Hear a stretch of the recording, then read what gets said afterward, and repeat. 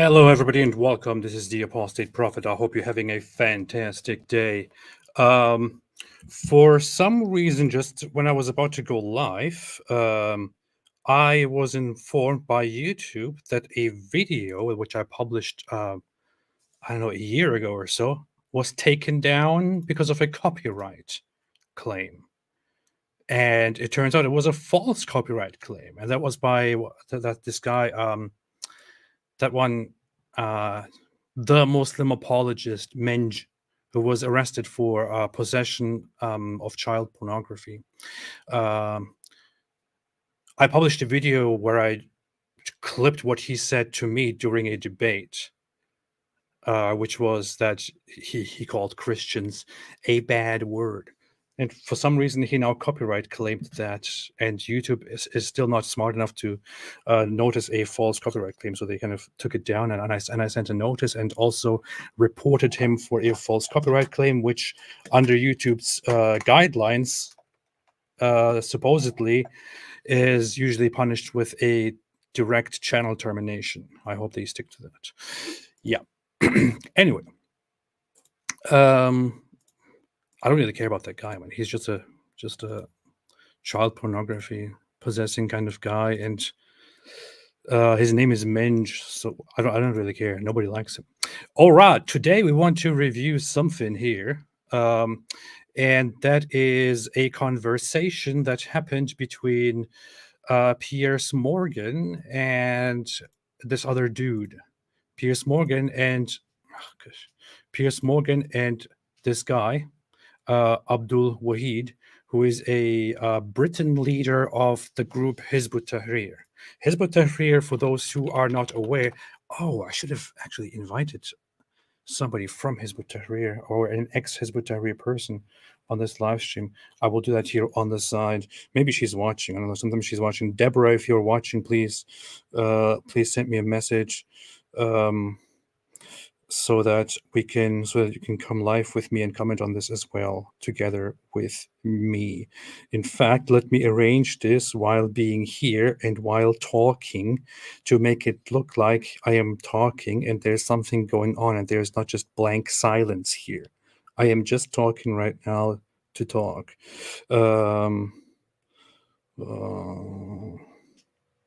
Topic Hizb ut-Tahrir.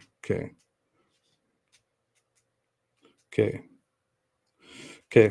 So I might have a guest on here, but again, so this guy is a leader for Hizb ut-Tahrir in the UK, and Hizb ut-Tahrir is a group that is that has this aim of establishing an Islamic caliphate, but they don't practice direct terrorism, only indirect terrorism.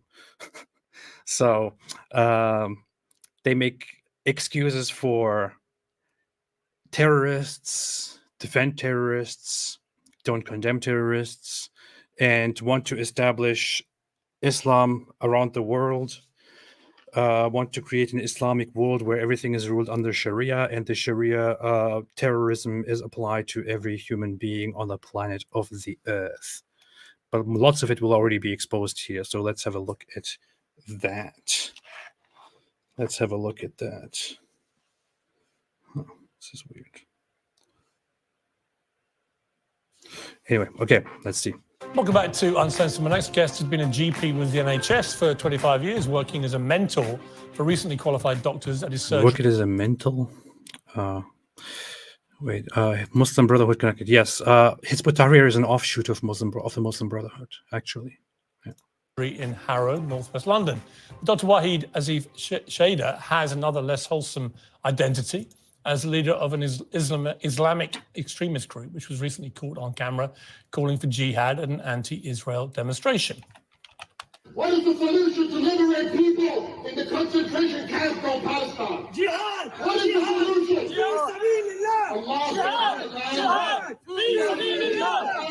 Dr. Shader, also known as Abdul Wahid, joins me now. Well, welcome to you. Thank you for coming in today.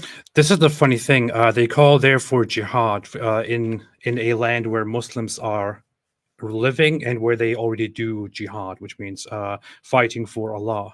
They will They will say that they don't call for the same thing in the West, for example, where Muslims live as a minority for now. They want to peacefully and politically establish Islam, they say. But once Muslims are capable of it, they have no problem calling for violence in the name of Allah. That's what they do. You've come from your work as an NHS GP. Yeah. Let me first just ask you your reaction to the clip we just played. These are members of your organisation and they're allowed chants of jihad on the streets of London. Do you think that's acceptable? Bismillah, alhamdulillah, salatu wassalamu ala rasulillah. That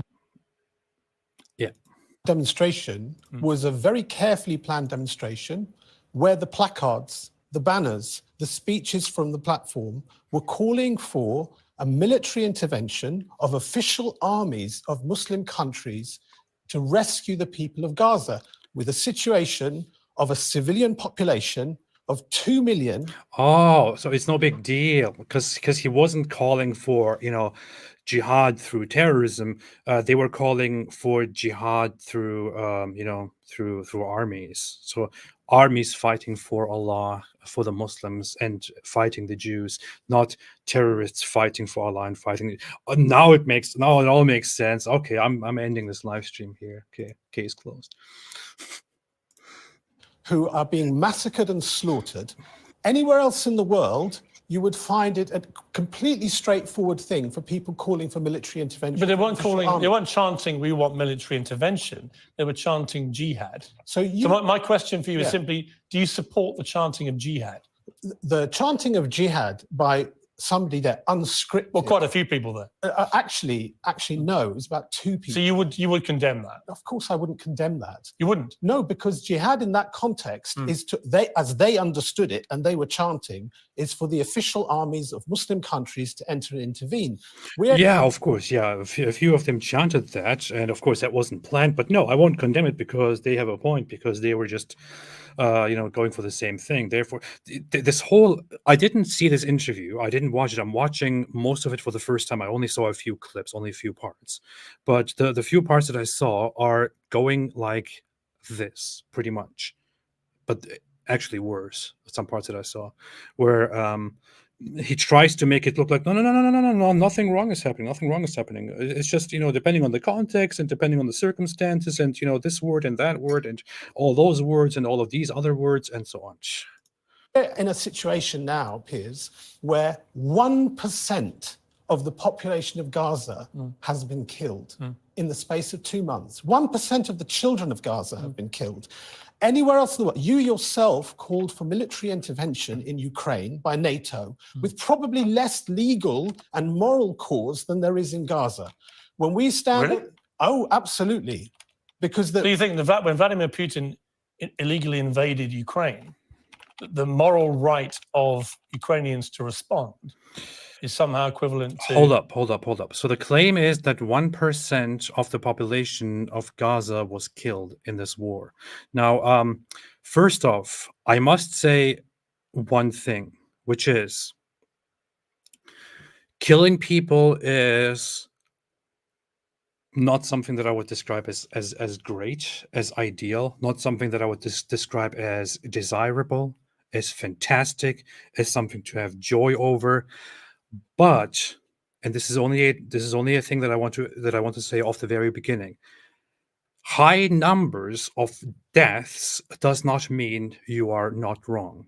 High numbers of deaths does not mean you are right. On the contrary, if a just war takes place, and in this just war, one side kills significantly higher numbers of the other side than the other side does, that should be considered a success. Yes, it should be considered a success. And I'm not talking about civilian deaths. I'm talking about deaths overall, if those are justified, if they are necessary, if they arise in a state of war. Now, he said 1% of the population. Gaza has a population of 590,000. According to the Hamas numbers, because for some reason we are supposed to trust Hamas, the Gaza Health Ministry, according to the Hamas numbers, we have around how many deaths now? 18,000 deaths. 18,000 were killed. Interesting. 18,000 were killed. Is that 1% really? Is it? And of those, why were they killed? Are they all civilians? Of course they are. They are all civilians because according to Hamas, everyone is a civilian. They don't differentiate between them at all. Everyone is a civilian, right? Everyone is a civilian. According to Israel, they have precision, and they have so far killed 2 civilians for 1 combatant. No reason to doubt this, although I don't take this for a fact, because in the past we have had Israel stating their numbers, and the UN later on confirming this after the war. Hold on, I might get a guest here.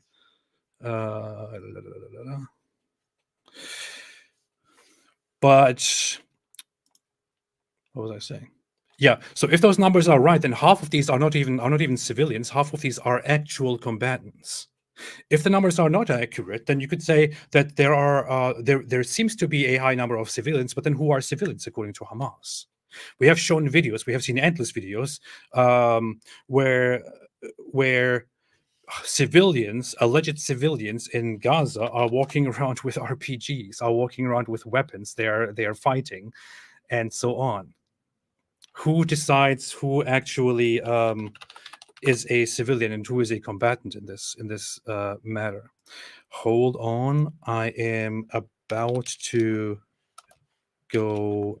Probably have somebody on here. Just trying to make sure it happens. Let's see.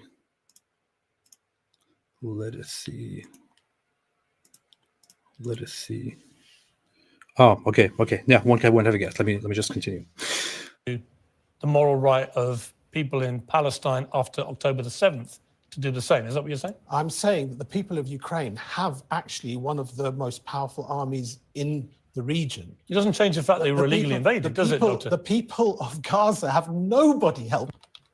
People of Ukraine have is somehow equivalent to the moral right of people in Palestine after October the 7th to do the same. Is that what you're saying? I'm saying that the people of Ukraine have actually one of the most powerful armies in the region. It doesn't change the fact they were illegally invaded, does it, Doctor? The people of Gaza have nobody help. Okay, another very stupid point. The people of Ukraine, so when Ukraine defends itself, that's apparently okay, but when Gaza defends itself, that's apparently not okay. Completely wrong comparison here.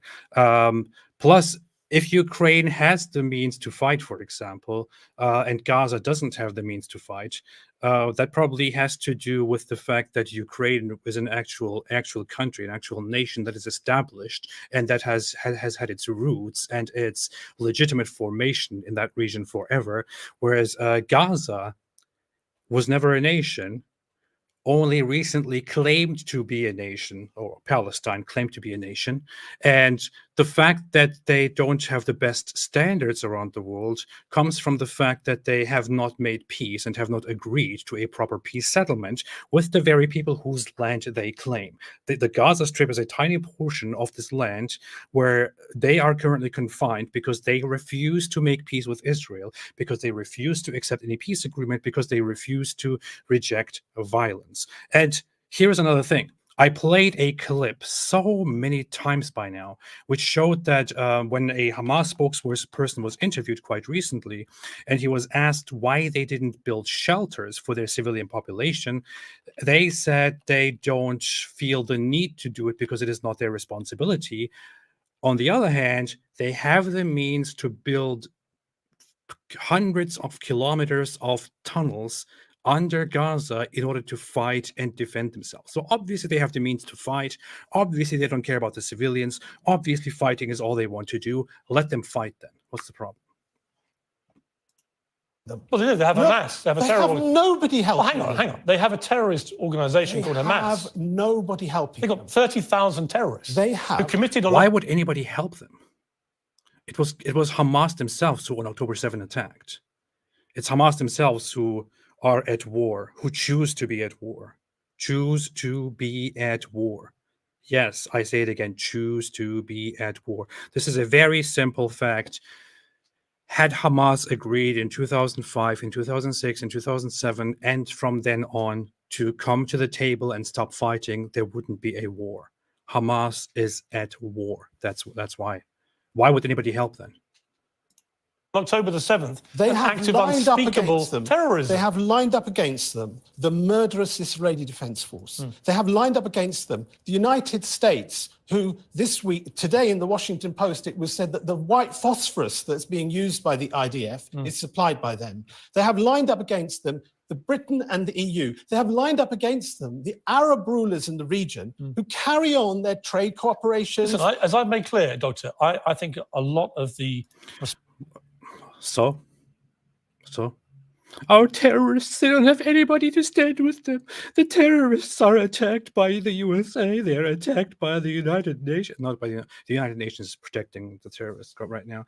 The terrorists are attacked by the IDF. The terrorists are even attacked by other Arab states. I wonder why. First off, they are supported by Qatar and by Iran and by other nations and organizations. Secondly, they are a terrorist group. The fact that they don't have much support from the good places and some support from the disgusting places and horrible nations, sorry to say that, doesn't mean that they are good ones. Again, response from Israel, particularly right now, I would deem to be testing everyone's sense of what is proportionate, right? There's no question. I do not subscribe to the view it's genocide. Well, that is the understatement of the century. Possibly, but I think they have a right to defend themselves against a terror group who have gone on record in the last 2 weeks as saying they want to do what happened on October the 7th again and again. Children of I Gaza. understand. It's horrific. How? Okay. Okay, that was the point. 1% of the children of Gaza. That's what he said. He first misspoke. Then he corrected it. I gather that now, and now he's saying 1% of the children of Gaza. All right. So here is a scenario. I am in charge of a country, of a nation, and first off, I will play this part first before I come to that scenario. البعض يتساءل وهذا سؤال رائج وشائع يعني من قام بتشييد 500 كيلومتر من الأنفاق لماذا لم يشيد مآوي يلجأ إليها المدنيون خلال القصف؟ So you have built 500 kilometers of tunnels. Why haven't you built shelters where people can hide? نحن شيدنا الأنفاق لأنه لا نملك ما ندفع به عن أنفسنا من القتل والاستهداف. هذه الأنفاق من أجل أن نحمي أنفسنا من الطائرات. نحمي مقاتلين من الأنفاق.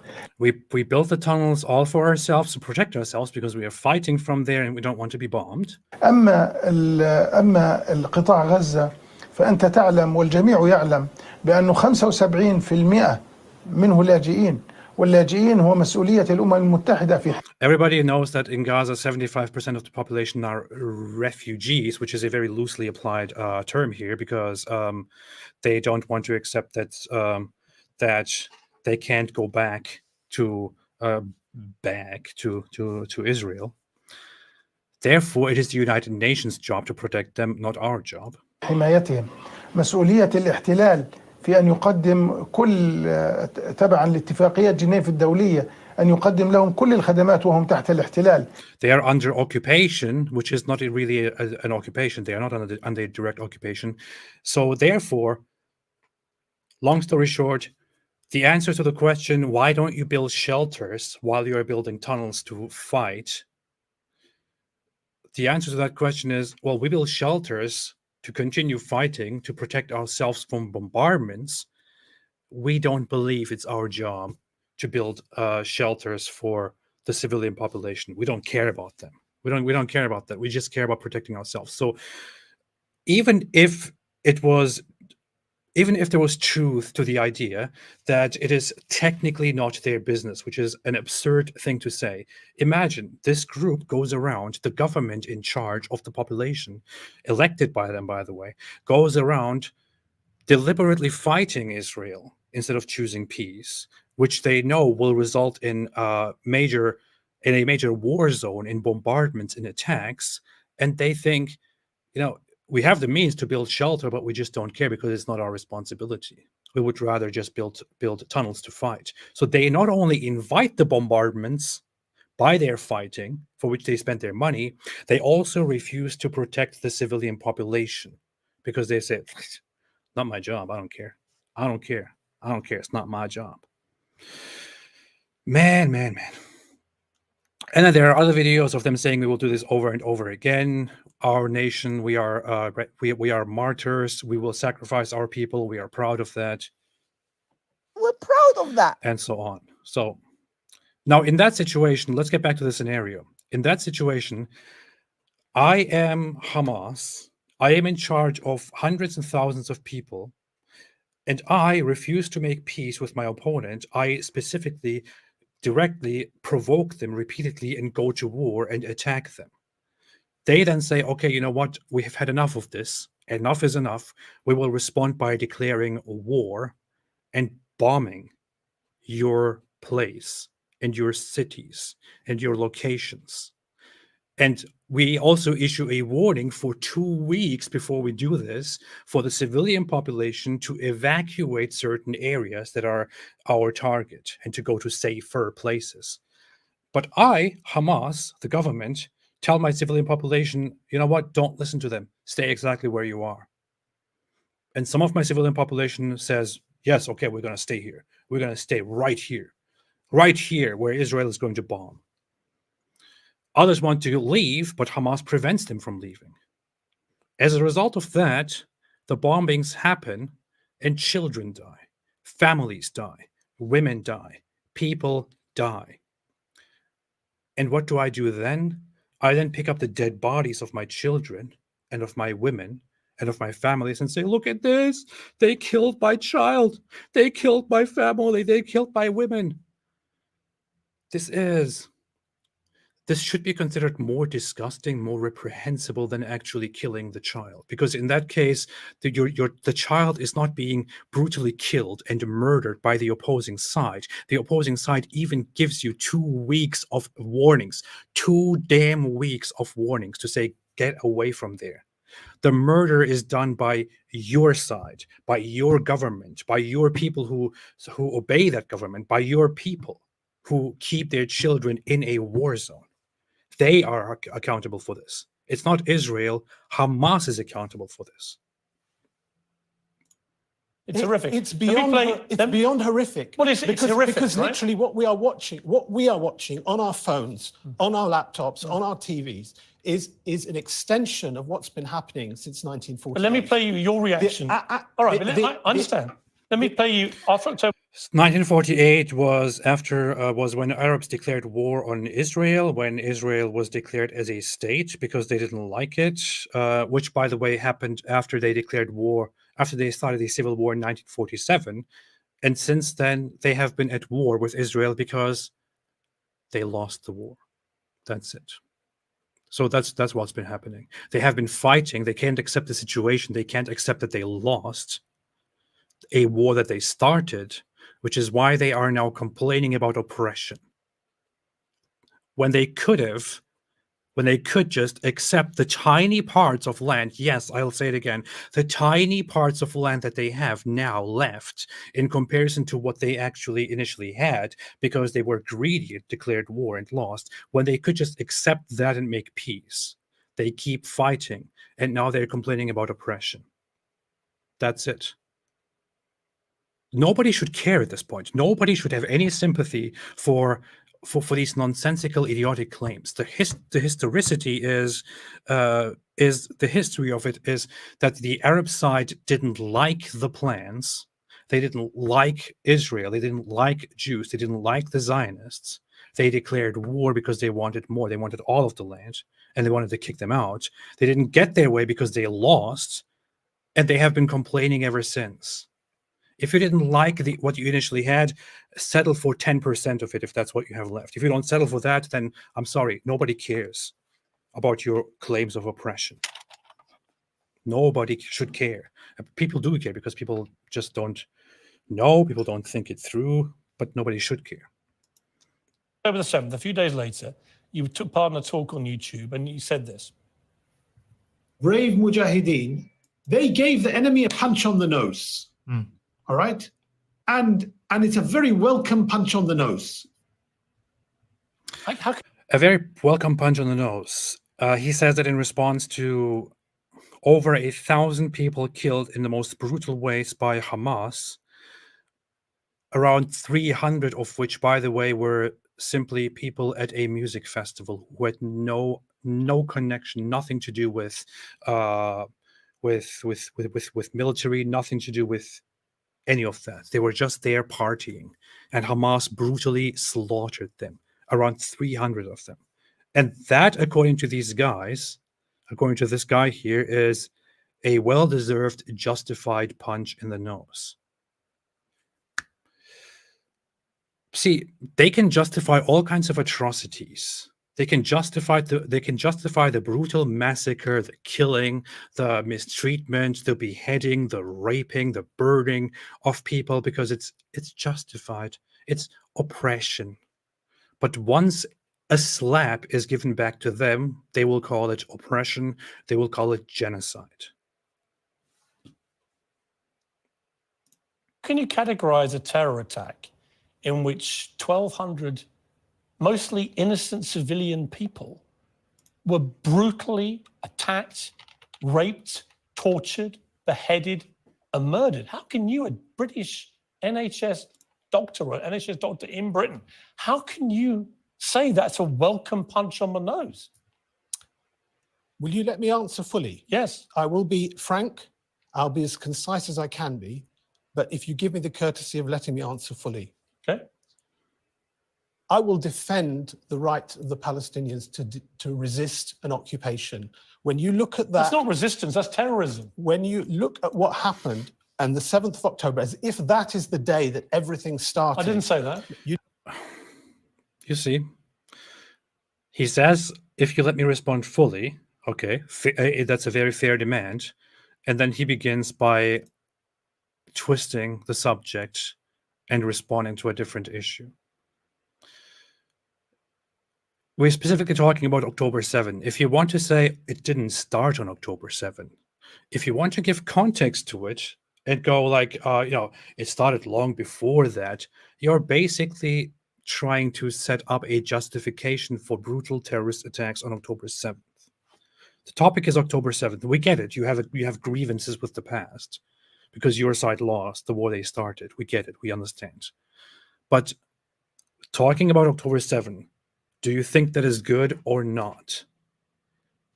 Yes or no? Simple answer. If you're going to go back into the history to provide a context for this, it doesn't matter. You're just setting up a justification for the terrorist attack. That's it. You didn't say that, but when people look at Do you think what happened that day was a terrorist attack? When people look... Do you? Do you? You know, the word terrorism has become so politicized. Actually, not really. The word you can terrorism... be deeply sympathetic to the plight of Palestinian civilians, which I am, by the way. Imagine this guy, the Christchurch mosque shooter several years ago, when he went in New Zealand to a mosque and massacred a bunch of innocent people, and I condemned it severely. When he massacred a bunch of Muslims in the mosque to make a political statement about racism, about his race, and wanted to go on massacring other people, other minorities. That was called terrorism. Should the guy just in defense come out and say, you know what? It depends on the context, because I think it was justified because of the oppression and the manipulation and everything that we are facing as white people. And the term terrorism has just been so politicized. Okay, well, great. Sorry, but terrorism is very clear. Terrorism has very clear definitions by the United Nations, by nations around the world. October 7 was a massive act of terrorism. That's it. And I've expressed many times. What you can't do is be weaselly-mouthed about what happened on October the 7th. I asked you to let me finish. That was a grotesque I will terror ask attack. you to finish. Yeah, but you're equivocating about it being a terror attack. I'm not equivocating, and I will explain why. Yes, you are. The word terrorism, by the way, in India last month. We're not talking about India. Talking about what's the happened word here. terrorism in India, people who supported the Australian cricket team have been arrested under terrorist offences. In the West Bank, people who... This is a very very typical fallacy. This is a red herring.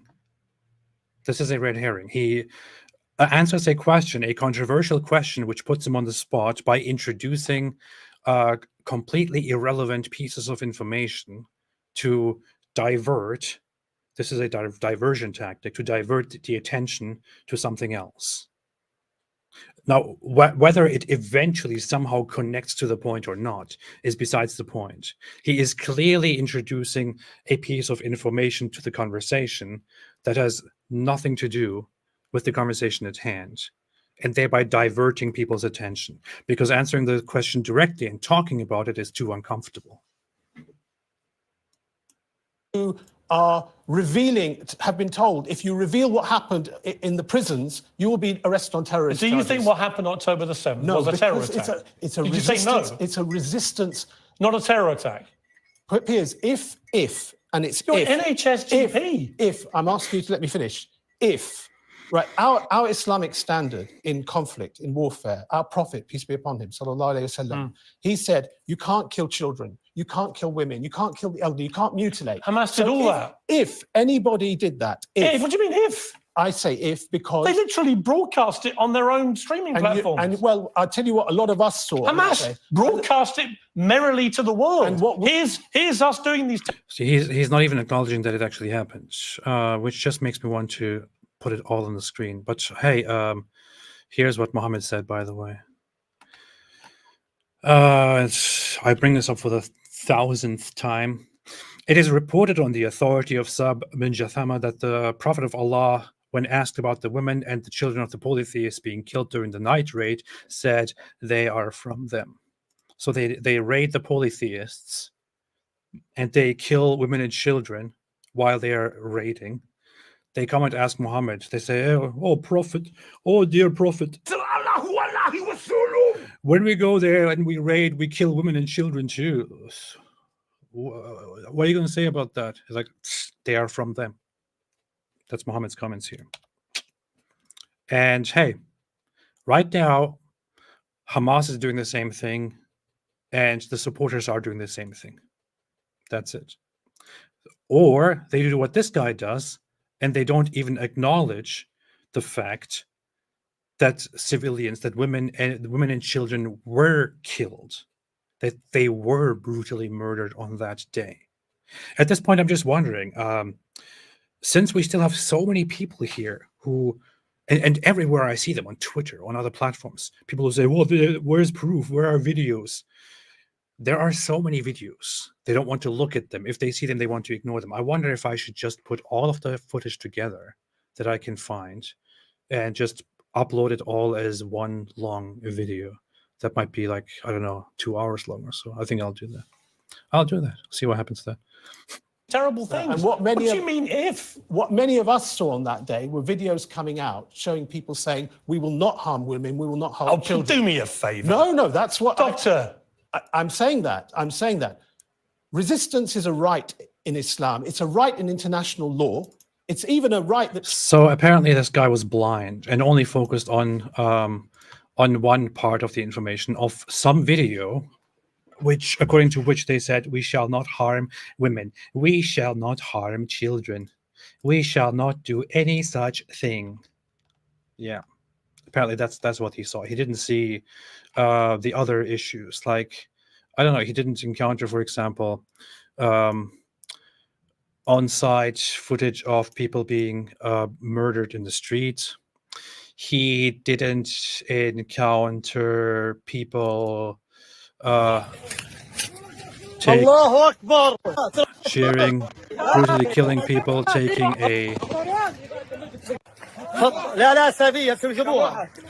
a concubine. He didn't encounter civilians from Gaza, by the way, or maybe terrorists arriving at the scene where Hamas brutally killed and set on fire women lying on the ground, and then celebrating about that. Apparently, he didn't encounter those things. He didn't encounter... What else have we got here?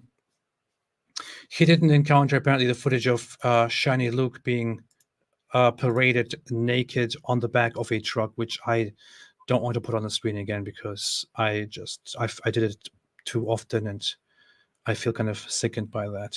Apparently, he didn't encounter any of these things. He didn't see them because they somehow they don't exist, or he's blind. He can only see videos that put Hamas in a positive light. Apparently,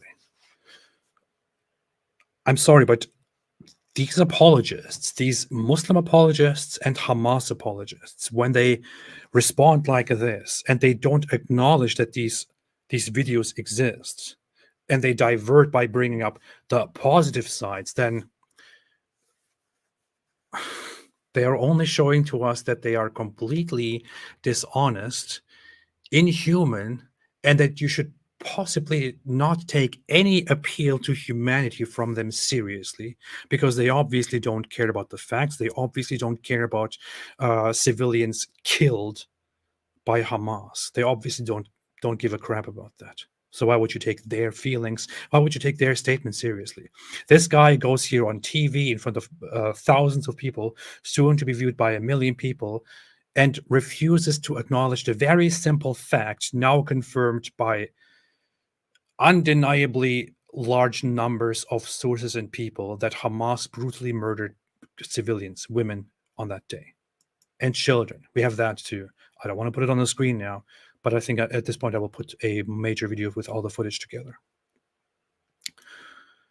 Hector said only 12 minutes late. We're lucky the trajectory didn't continue as it is.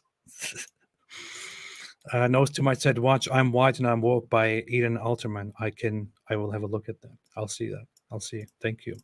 The Tater said, from the river to the sea, Muhammad drank camel pee. He did. From the rivers to the sea, if you go like this, you will never see a land where you will be free to kill the Jews and to live in glee. Oh, okay, good. That worked. Kenny Demeters became a YouTube member. Hey, welcome to the club. Welcome to the club. See, that was freestyle. I should become a rapper. YouTube is censoring my comments. Said, can you please explain the moral justification for killing Rifat al-Harir? Has Israel put out a statement about how it was justified killing? You mean the Rifat is the journalist, right? Rifat al-Harir. I don't even know how he was killed. I know that he did. I know that he is probably dead. That he did die in an airstrike. Not sure how and why. But the issue is, the problem with that is that people will bring up his death and will therefore then accuse Israel of atrocities. And I don't know the circumstances under which he was killed. And I can't say his death is justified for the following reasons. But what this immediately brings to mind is his own words and how he described certain atrocities. And let me see. I think I saved that somewhere. Let me see how I saved it. Oh yeah, here. Look at this stuff. Threat on Rifat al-Harir. He says, shame on you to this politician from Nepal who condemns the terrorist attacks and the killing of civilians. He accuses Ilhan Omar, of all people, of sounding like an Israeli neo-Nazi minister because she condemned the violence against unarmed people, including children, women, and the elderly. Shame on you, what a horrible take, again, he says, because she condemned the attack on children, women, and the elderly and unharmed people. Imagine, you condemn somebody because they condemn attacks on civilians, on people, on women and children. Condemns another person for precisely that. Loss of life of civilians. Shame on you for supporting Israeli occupation. Same thing again. Hamas is deeply unpopular in Gaza. The way Israel is waging war will ensure their survival. My latest opinion piece with the forward translation: the Jews brought the Holocaust on themselves. He said about the killing of civilians here, all Israelis are soldiers. This is a fact. Most Israelis have Palestinian and Arab blood on their hands. Another fact. So when civilians are killed on the other side, he says, no big deal. They're all soldiers. They all have blood on their hands. It's good.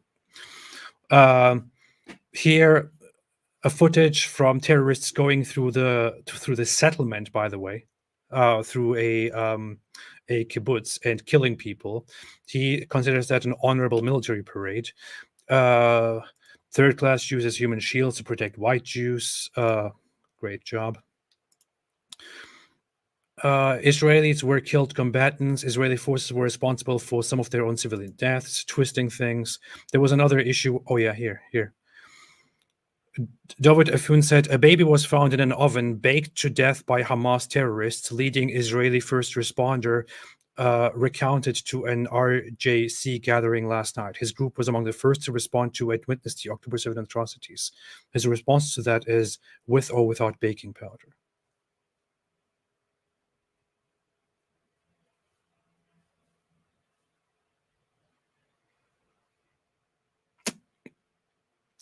The report is about a baby found in an oven, baked to death by Hamas terrorists. His response to that is with or without baking powder.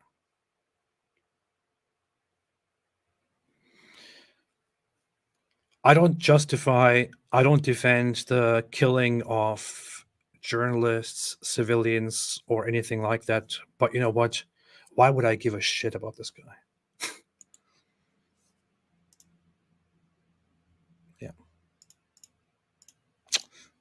Churchill said in his History of the English-speaking peoples that he actually wrote in that book, it is a primary right of men to kill and die for the land they live in. You literally just read me a description of what people who follow Islam are not supposed to do. Yeah. And Hamas did all of those things. But your response is to say, well, hang on, I've seen videos of them saying, we don't want to do that stuff. No, I find that pretty offensive, Doctor. We all know they did it because they boasted to the... Selective attention.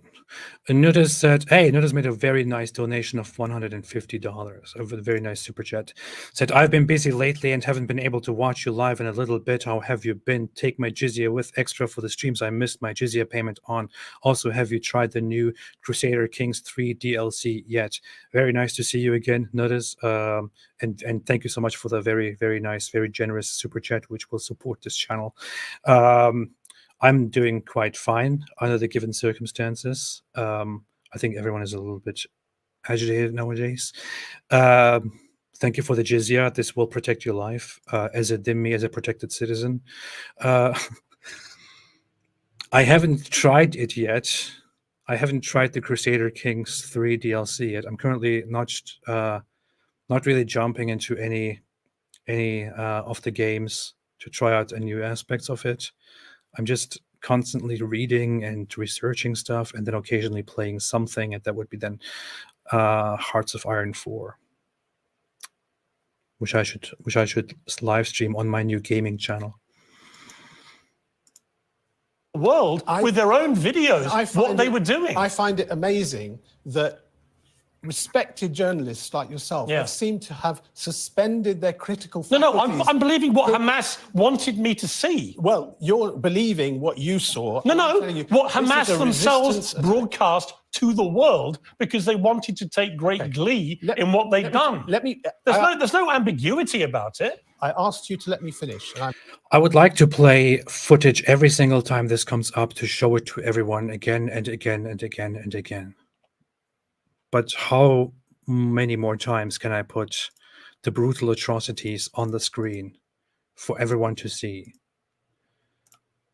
The blood on the screen for everyone to see, the atrocities, the brutalities for everyone to see, just for people to then go and deny it again.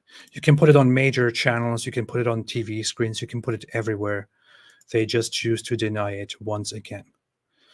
This is interesting because in the past I wondered how people can be Holocaust deniers, for example, which is by now very well documented and even attested to by people who engaged, literally directly in person engaged in mass killing Jews during the Nuremberg trials, for example. I was wondering, what would lead people to being Holocaust deniers and insisting on it, and even when they are confronted with all the evidence. But then I get it; they are just in denial because they hate the Jews, and that's what they like to do. But then we have this situation where the brutal massacres happened in front of our eyes, and we now have accumulated so much hours of footage, witness testimonies, even these guys themselves admitting that they actually did kill civilians. And yet we have people like this guy come here and still deny it. Jeez. I'm going to. You've got to answer questions. I will answer the question. Let's agree on a principle. If atrocities were committed, right, I will never condone them. Right, I will say that. So do you condemn what happened on October the 7th? If atrocities are committed, you know who's What do you mean responsible? if? This is so messed up. Imagine I can be a complete oppressor. I can go around massacring, torturing, doing all kinds of things to people, and then say, well, you know what? I'm against any sort of oppression, any sort of mistreatment of human beings. If it occurred, of course, I will condemn it. I would never condone it. If it occurred, yes. Okay, but we all saw it happen. So do you condemn it or not? Well, I have to say, if it happened, I would definitely condemn it. Great. This is about as bad as condoning those things, because you're just denying the evil that happened, which everyone saw, and thereby basically condoning it, enabling it, making excuses for it. Imagine the next time Hamas attacks, they will just repeat it, and they will do even worse. They will kill more civilians if you do a ceasefire now with them, which is why no ceasefire should be made, and they will get away with it.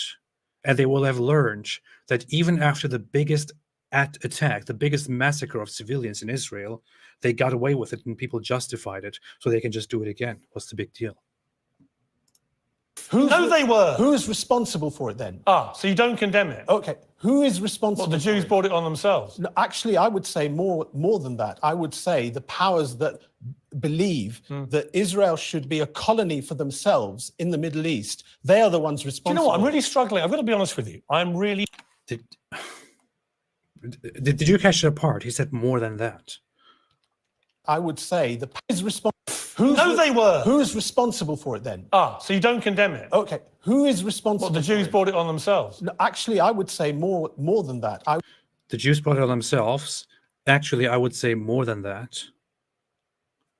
That's huge strike number one. I would say the powers that believe that Israel should be a colony for themselves in the Middle East, they are the ones responsible. Do you know what? I'm really struggling. And then the powers that believe Israel should be a colony in the Middle East for themselves. All right, dear terrorist advocate and dear genocide enabler, dear terrorist. Yeah, dear terrorist, dear advocate and enabler and lover of terrorism, who agrees with the statement the Jews brought it upon themselves, and who adds to that as well. I really don't want to say what I want to say in response to that. I really don't want to make the comparison that I have in my head right now that I want to make in response to that, because it will be very, very messed up. Very messed up. But I don't know. You know what? In moments like these, I'm just losing my patience and my patience for any. I'm just thinking, why in the world should I have any respect, any decency, any concern for staying reasonable and not saying unreasonable things? Jeez. So this guy says, yeah, the Jews did bring it upon themselves, what happened to them on October 7th. And furthermore, also those powers that want Israel to be... First off, Israel is not a colony. Parts of the population did arrive there in the 20th century.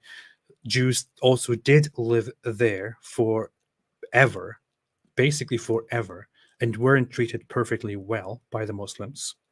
Lots of the Arabs living in the region, especially the Muslim Arabs living in the region, are people who also came there to the region as settlers, who came to the region after the Islamic conquests, who mixed with the population, and so on. So if there is a colony there, there is no colony there. There simply is no colony there, unless you want to describe as a colony any project where a part of the population migrates to a certain place. Because if you want to describe that as colonization, then yeah, you are basically colonizing Europe right now. Your presence in Europe is a colonization.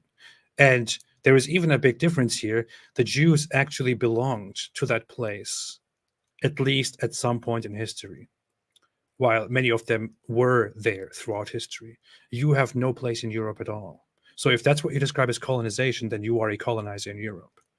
And according to your statements here, apparently violence against colonizers is justified. Do you really want to go down that path? I've got to be honest with you. I'm really struggling. A British National Health Service doctor of 25 years, Yes. a man who's supposed to be seeing patients all day, every day and putting them right, is incapable of saying what happened when it was literally broadcast to the world by a terror group. Nor do you think they're terrorists. You think it's resistance. You seem to want to go either way to justify it. You don't even believe what they showed us with their own technology.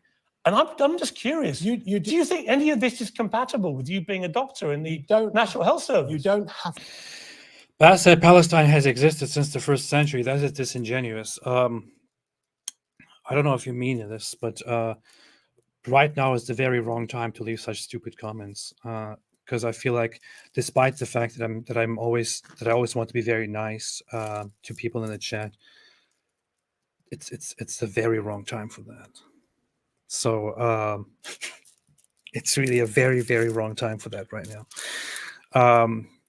But Palestine, if you mean Palestine as a name that was given to a place by some Greeks at some point in time, then adopted by Romans for a larger place, incorrectly, by the way, but for provocative reasons. Yes, as a name it existed. Yeah, as a name it did exist. As a name for a region it existed. As a name for a region named after an ancient population, who, by the way, were settlers from seafaring Greek populations. Yes, that did exist. But Palestine as a nation, Palestinians as a nation, as a people, certainly did not exist. That is nonsense. Complete nonsense.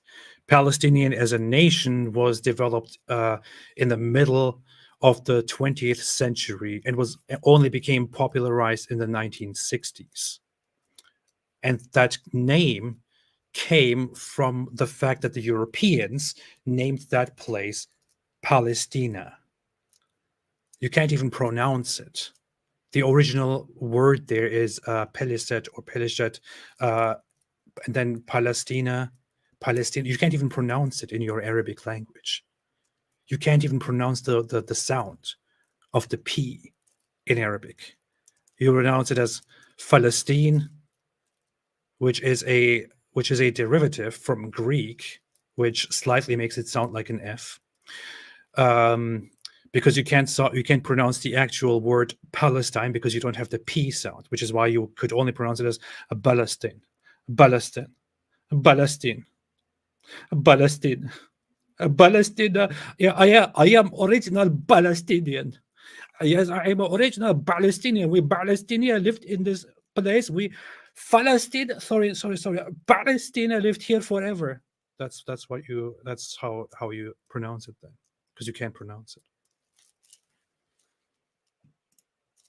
To be a doctor. Do your patients know that you believe these things? You don't have to be a doctor to care for the lives of 2 million people in Gaza. You don't have to be No, a I'm doctor. concerned about whether your patients here in this country, where Hamas are a prescribed terrorist organization. And I've said to whether you, listening to this I've said interview, to you, do these patients I have, know your I have views? said to you, Do they know your views? I don't talk to my patients about my views in a 10-minute consultation, do I? Nobody does that. It's just a foolish question, isn't it? That's a foolish question. Yeah. Nobody talks to. Why do you use a different name? I use my name. Well, my you don't. name. You have two names. One, the leader of the group. Yeah. Abdul Wahid is a name that family, friends, and other people call me. Right. Actually, even some people. But that's not the name you use at work, right? Okay, so that's not his real name. That's just the name that he's known by, Abdul Wahid, which, by the way, means a servant or slave of the one God.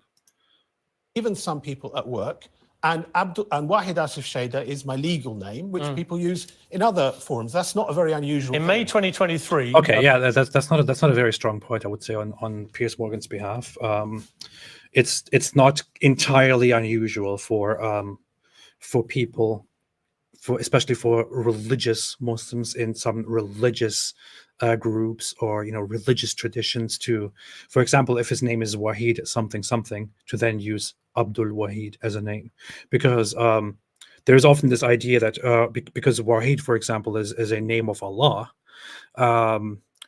Some people might name their child Wahid, but then the person might think it is religiously not appropriate for me to carry that name.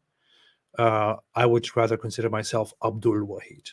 So I must say, in that case, yeah, that was not an entirely fair point on Pierce's behalf, and he's not very well informed there. Piers, no, I have to. No, I'm going to ask you. I'm just trying to be fair to the Muslim guy, because I'm just doing that so I can bash him even more in a little bit. Yeah. You did not give me the courtesy. You know of letting why? me Because finish. your answers were so outrageous. You censor. That's your answer. No. Yeah, I don't absolutely. censor. The person doing the censoring is you. No, with you are respect, censoring. Who wants me to try and understand and believe that what Hamas showed us, boasted about with their own technology, broadcasting it to the world, was not what we saw. That's called censorship. Well, that is actually the purest personification of censoring the truth. That is actually a good point. That is actually a good point, because he's actually denying what everyone can see, what we have all seen, what is clearly documented, in order to issue his defense of Hamas. He hides the truth literally, to make his point and to advocate for his Islamic jihadist agenda. That's it. Well put by Piers. Good on you. I've ever encountered. When you bring Mark Regev onto the show, and you question him, lightweight questioning, albeit lightweight questioning, about the atrocities that have happened. Well, you think it's lightweight? I actually ask difficult questions. Actually, you don't ask difficult questions. Yeah, you completely accept. You sit there and listen to the most ridiculous explanations. Unlike you and your answers, you mean? Well, you don't give me the chance to say that. That's so cheeky. Unlike your answers. Man. Hunting Shark said, you seen what happened in Turkish parliament today. Guy says Israel will suffer Allah's wrath, then immediately gets a heart attack. Really? Did that really happen? I sometimes doubt that such coincidences actually took place, but did that really actually happen? I'm trying to think in Turkish to look for it. Let's see. Did that really happen? Okay, I see news of a person in the parliament having a heart attack. I see that.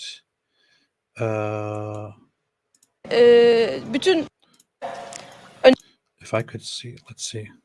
I have to watch it in Turkish and can comment on it. Where is that?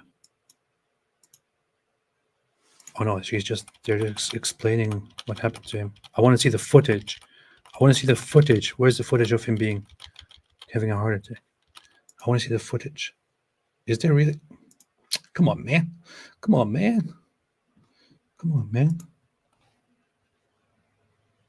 Okay. Kurtulamayacaksınız. Vicdan azabından kurtulsanız, tarihin azabından kurtulamayacaksınız. Tarihin azabından kurtulsanız, Allah'ın gazabından kurtulamayacaksınız. Hepinizi saygıyla selamlıyorum. Holy shit! What? Birleşime 20 dakika ara veriyorum. It is real. What the hell? Vicdan azabından kurtulamayacaksınız. Vicdan azabından kurtulsanız He says if you are, you will not get away from your the pain of your consciousness. tarihin azabından kurtulamayacaksınız. You will not get away from history's pain or wrath.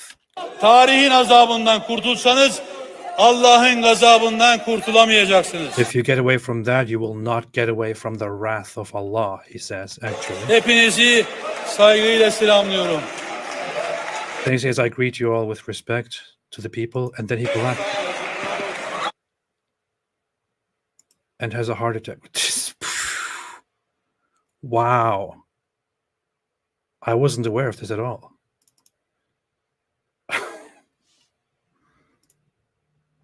Birleşime 20 dakika ara veriyorum.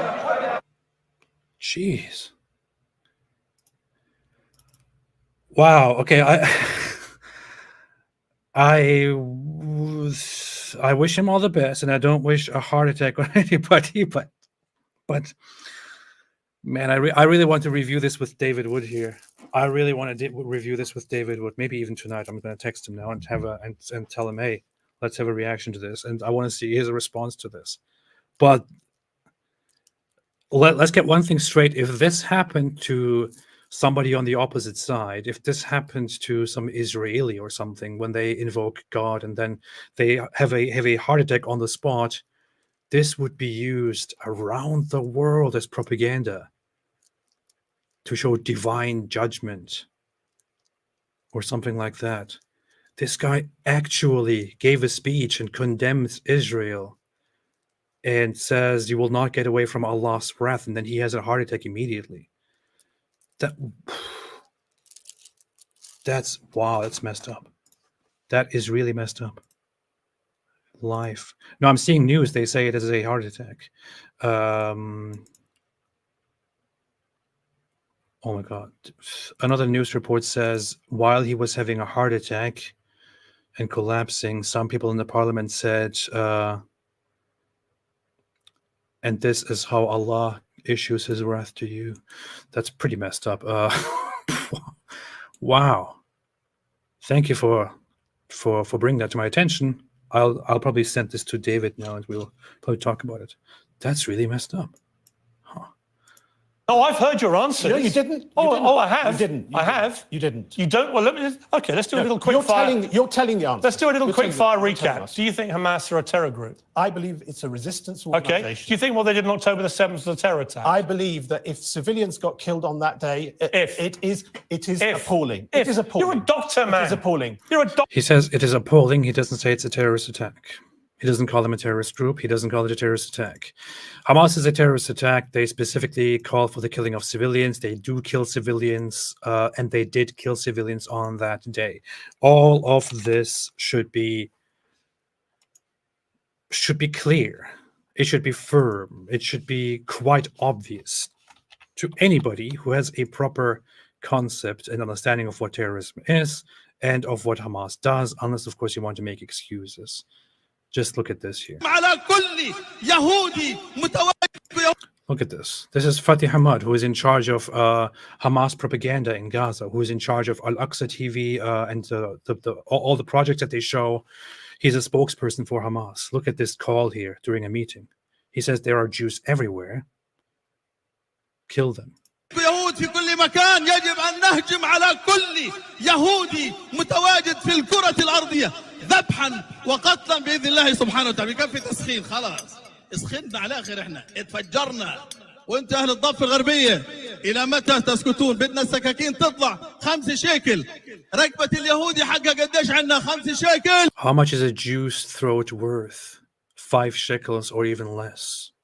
أو أقل إن شاء الله تعالى. كل أبناء شعبنا جاهزين للتفجير. عملنا مصنع جديد إن شاء الله تعالى. We built a new factory for explosive belts. Yeah, this is Hamas.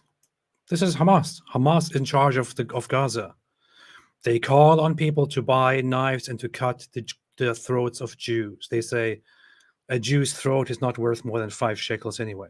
So take the 5 shekels, buy a knife, and kill a Jew. That's what this guy is saying here. And then also saying we have just started a production. This is a big announcement. Like in America, you get Apple coming out with their new products and announcing the new iPhone. And in Gaza, you have Hamas announcing their new products and coming out with a new suicide belt factory. But yeah, no, not terrorist at all. Doctor in I the also NHS. believe. What do you mean if? Believe because Deanna said, "Where can I find this link?" I just retweeted it on Twitter. If you find me there, you can find it right there. 1,200 people got massacred. and 1% of the population. I can Gaza share your died. concerns about what's happened. You know you don't. Oh no, I do. No, you oh don't. no, I do. 16 I do. years. But 16 I cannot years they believe live in a prison doctor camp. is saying the word 16. if people got victims of atrocity. If October the 7th. How can you say that? So what? You tell me this. What is a proportionate response to 16 years? No, of let's living in- Why would you talk? Why would you continue to talk to somebody? I mean, why would it even be worth to continue talking to anybody about the response to the terrorism if the guy doesn't even acknowledge that terrorism happened to begin with?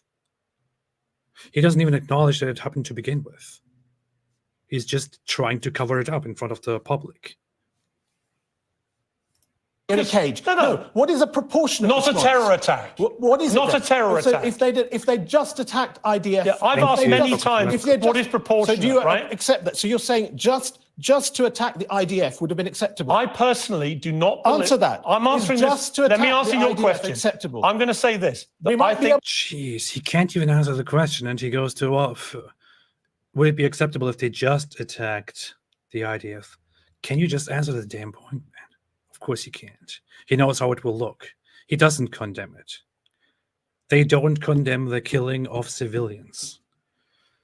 Islamists and other Hamas fans alike, including the so-called socialists, communists, and many other people around the world who support Hamas, not all of them, those who do, many of them unfortunately do, they don't even condemn it when Hamas kills civilians. They justify it. They're just not brave enough to stand behind that and to say it here on TV in front of the average public.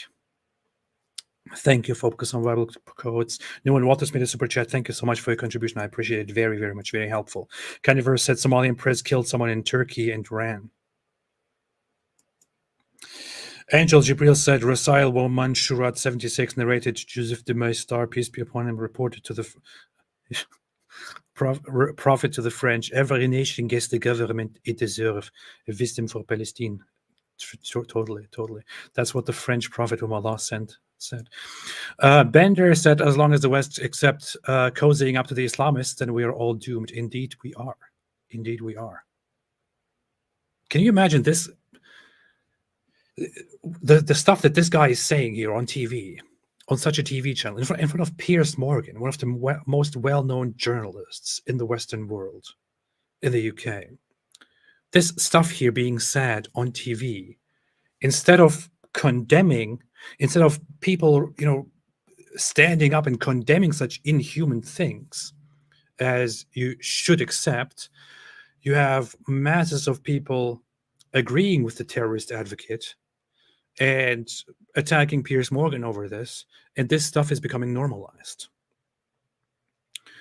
Just imagine an actual Nazi, a neo-Nazi who wants to bring back Nazi Germany and who wants masses of people executed. Goes on TV, argues like this, and then is found by masses of people to be the better one, or to be the correct one, to have done a great job.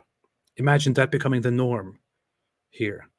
Of course, we have all paid so much attention to not turning the neo-Nazi agenda into the norm, but then completely missed the fact that the Islamists, who are not very different, are turning their normal into your norm. Now, many of us did notice that, but we were called Islamophobes, remember? Able to agree. I think the strategy at the moment. Can we answer Let me answer the question. If they had agreed, let me answer the question. Let me answer the question. Yes or no? What if they had the just answer, military targets? my Acceptable. view of what they're doing is I don't think it's going to work. I don't think the IDF is going to eradicate Hamas. And if that is the mission statement, and in the process, they kill tens of thousands of innocent men, women, and children, if they do that, I think they will radicalize an entire new generation and make it worse. That's my honest view of what I'm now witnessing. But let me come. I would agree that that would be the outcome of that, but I also don't think that, that the IDF has a way around that, and it is no longer their responsibility. Yeah. If you're responding in a war and you took all the measures for safety, and the other side does not bother to protect their civilian population, it is not the responsibility of the opponent to protect your civilian population. They did everything in their power to do that. Everything in their power to do that. I feel sad. I feel bad for civilians dying when I see it, but it's no longer the IDF's responsibility. Drunk Vax said, "Please eat a full Quran." I might do it if I put it in a blender and then put it in a sandwich. If I don't know, I have to have a good incentive for that.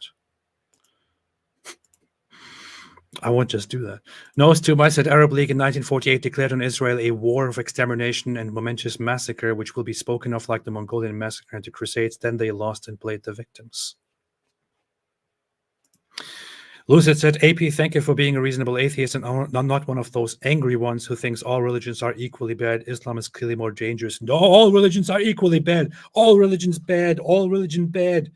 No, thank you for acknowledging that. Yeah, I won't. I wouldn't do that. Yeah. That would be a very stupid stance to have. Angel Jibril said, did the Jews of Khaybar have a right to resist? They did. They did. They were being oppressed as well. Hunting Shark said, thank you for your work, AP. In a world seemingly gone upside down and becoming more dangerous for me and other Jews, you're a light in the darkness. Wish you all the best and hope for the future. Chatikwa. Chatikwa. Chatikwa. Yeah. And thank you. Hunting Shark again said, is Rafat burning in hell with baking powder?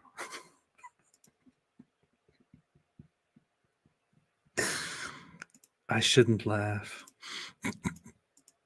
That's why. Hang on. That's why when we talk about a military intervention, it's actually what we want. But Doctor, what happened on October 7th wasn't a military intervention. No. It was a terror attack. What we want as a military and you don't even think it happened, do you? What we want is a military intervention from Muslim armies to rescue a beleaguered people and replace an apartheid Palestinian system. people have to be given the same human rights. You do me the respect. They have to be given. No, I will No. interrupt you. It's not your show. You don't just talk. Replace. Why don't they acknowledge? Why don't they acknowledge in this? I wonder what he would say in response to the fact that Hamas explicitly preaches that they want to do this over and over again until Hamas is completely eradicated. Do you agree that that is a good goal? I wonder what he would respond to that, because I really want to see some responses from the Islamists in front of everyone's eyes to specifically that very direct question. Because what Hamas states their goal is to eradicate Israel, to continue and do October 7th again and again and again and again until Israel is completely eradicated because it has no right to exist.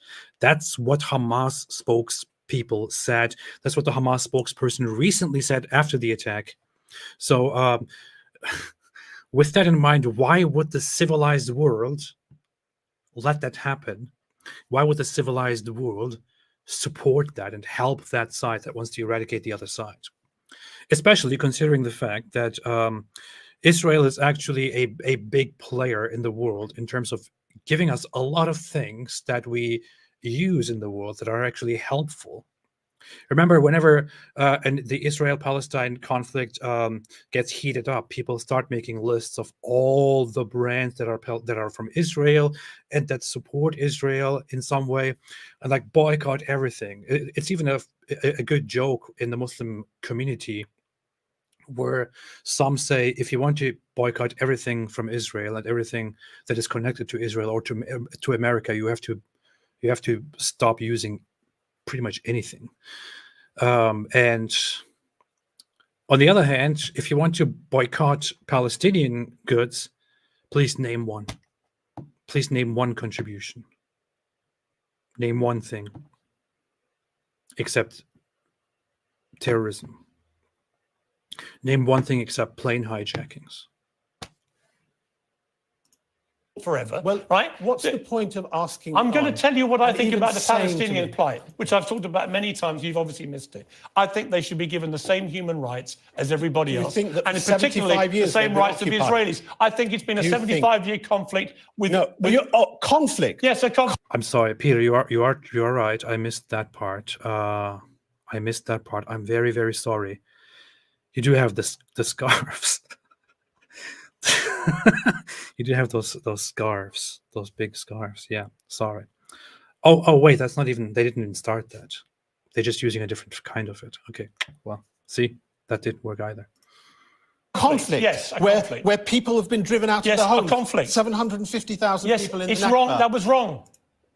Encroaching on That the was West wrong. Bank more and more That and more. was wrong. No, So have been all the wars launched against Israel. That's been wrong. All of it is wrong. Right? The history shows this is a conflict riddled things with didn't wrongs on start both sides, the right? 7th of October. No, it But didn't. you- I never said it did. Well, you seem to. No, The you whole- don't even think it happened the on October whole the 7th. framing of No, your debate. you Piers, don't even think it happened. I do think it happened. Oh, you did I happen. do It think did happen. It did 1,200 happen. people were massacred, were I they? think 1,200 people were killed. Were they massacred? Yeah, they were killed. Right, They by were killed. terrorists. They were killed by people who were resisting an occupation. Bullshit. And They're terrorists. yeah, well, that's your view. It is my view. Yeah, And by the way, it's the and view so- of any.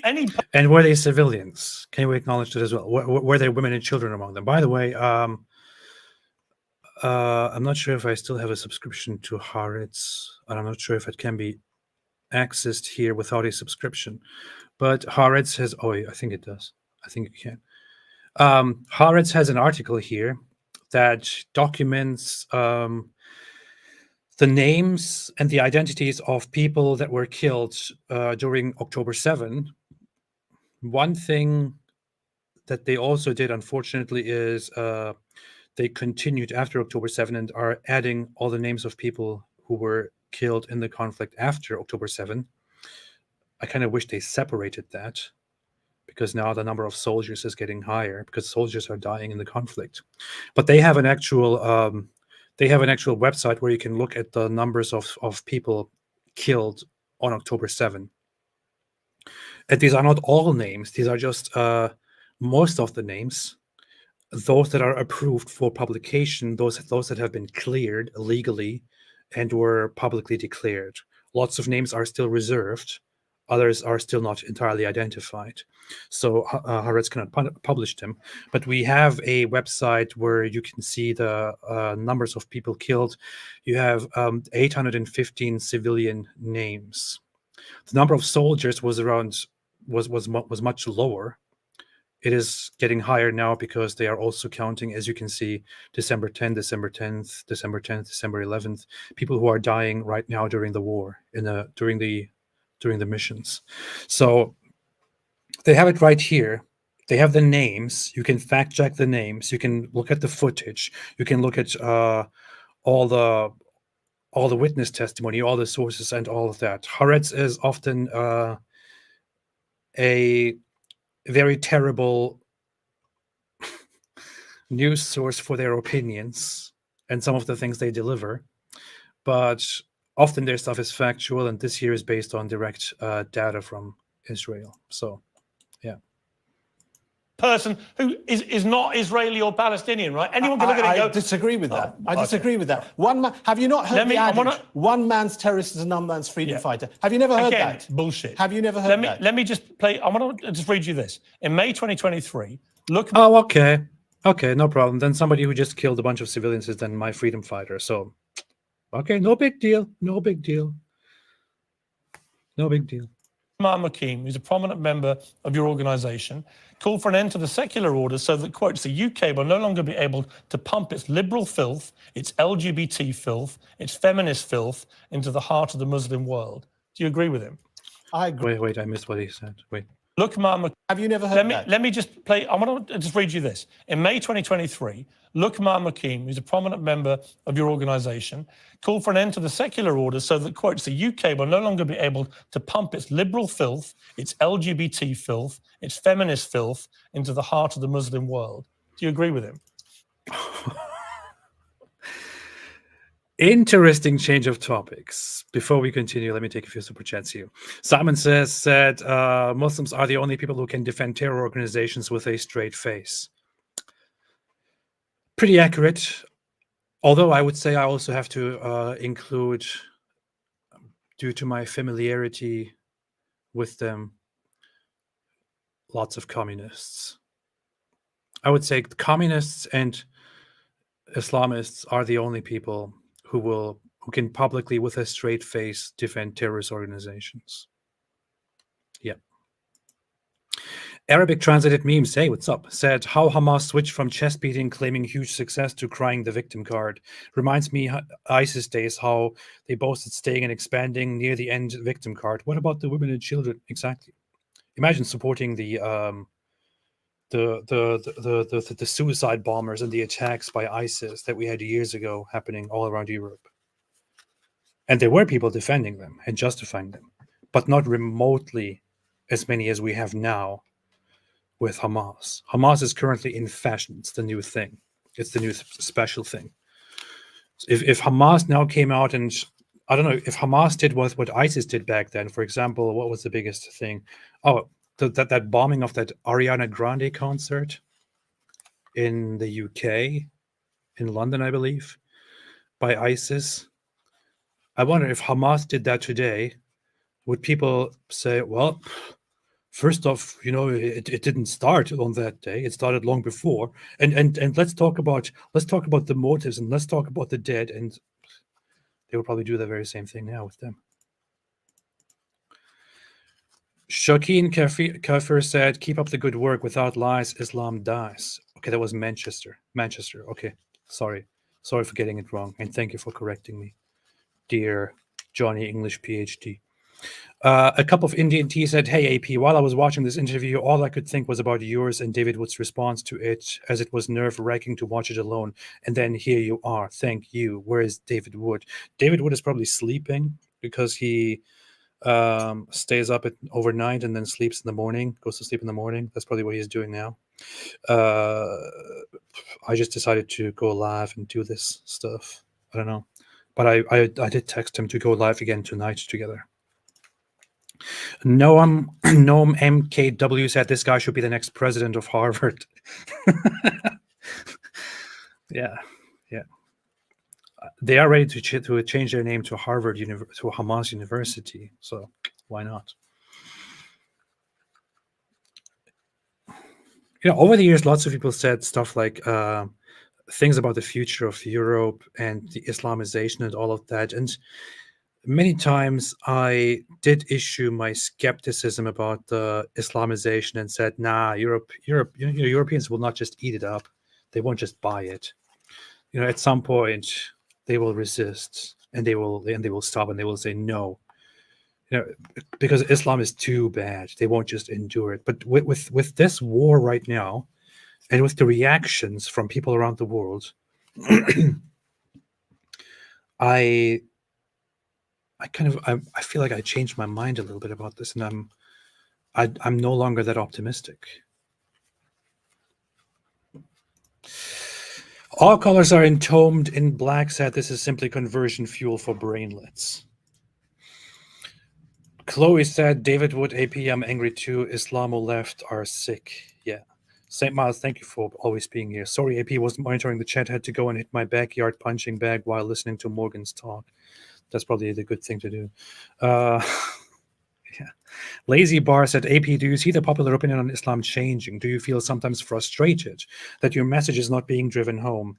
Frustrated, sometimes I actually do feel, to be very honest, lately. But I can lately also hardly bring myself to go out and do the same hard-hitting videos that I did, for example, several years ago, just because of this, to be honest, sometimes. Sometimes I feel like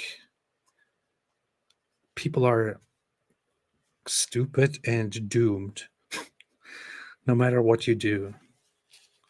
But I'm still trying to think of all the good things that can be done. I don't know.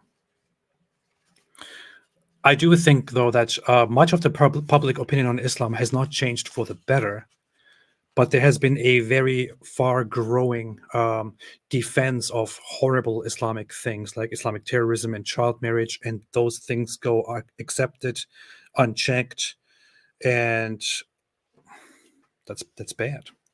Just earlier, I saw some guy on Twitter saying, "What's the big deal with marrying and having sex with a 9-year-old?" 3,000 likes or something like that. Newen Walters said, "Do you really want to go down that path?" Excellent point, AP, as always. Thank you. I want to make that point again about colonizing Europe, but I feel like it's a very dangerous point to make, a very thin thing to walk on. But it should be made. All colors are entombed in black said, P.S. I'm writing a death metal album called Slama's Halal Gorefest, LMAO, filled to the brim with anti-Islamic lyrics. That sounds amazing.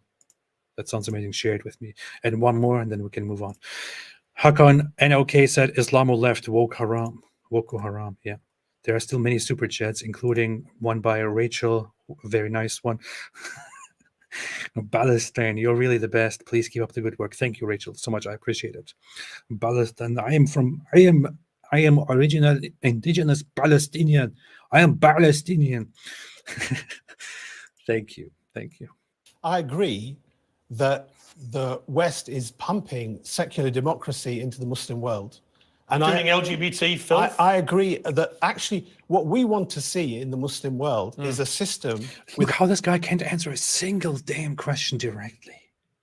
He can't answer a single damn question directly. Not a single question. Call for an end to the secular order. Bullshit. Have you never heard that? Let me just play. I want to just read you this. In May 2023, Luqman Makim, who's a prominent member of your organization, called for an end to the secular order so that, quotes, the UK will no longer be able to pump its liberal filth, its LGBT filth, its feminist filth into the heart of the Muslim world. Do you agree with him? I agree that the West is pumping. You see that, right?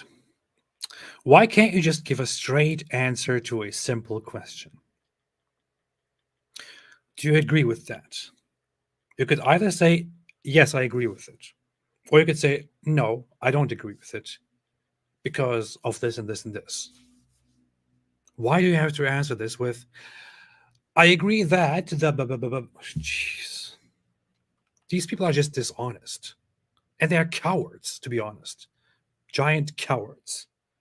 Cowards who have horrendous views, but they are too afraid of the public backlash or the legal backlash, maybe, which is why they can't give a straight answer. Secular democracy into the Muslim world. And Doing LGBT filth? I agree that actually what we want to see in the Muslim world is a system with an accountable government, right? An elected leader, upholding family values, right? We want to see an economic system where wealth is circulated. Do you believe in equal rights for gay people? I believe that actually the Islamic standard of law should be the standard of law in the country. I mean, you can agree with this or disagree with this. It doesn't make you a terrorist or a jihadist. Why can't you answer such a simple question directly? What's so bad about answering this simple question? This should be one of the easiest thing to answer for you if you have such a strong position, such a strong radical position. It should be so simple to give an answer to this question. And this is even a question that is so light, not many people would be outraged if you gave your actual answer to this question. A lot of people would not be outraged about this. Some people would be. A lot of people wouldn't be. Why can't you just answer one question directly?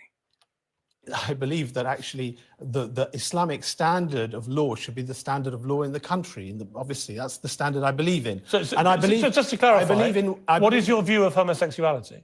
I believe homosexuality is a sin. A sin, it's wrong. So when gay people come to your practice, do you treat them? Oh, of course. Why? Because I treat all my...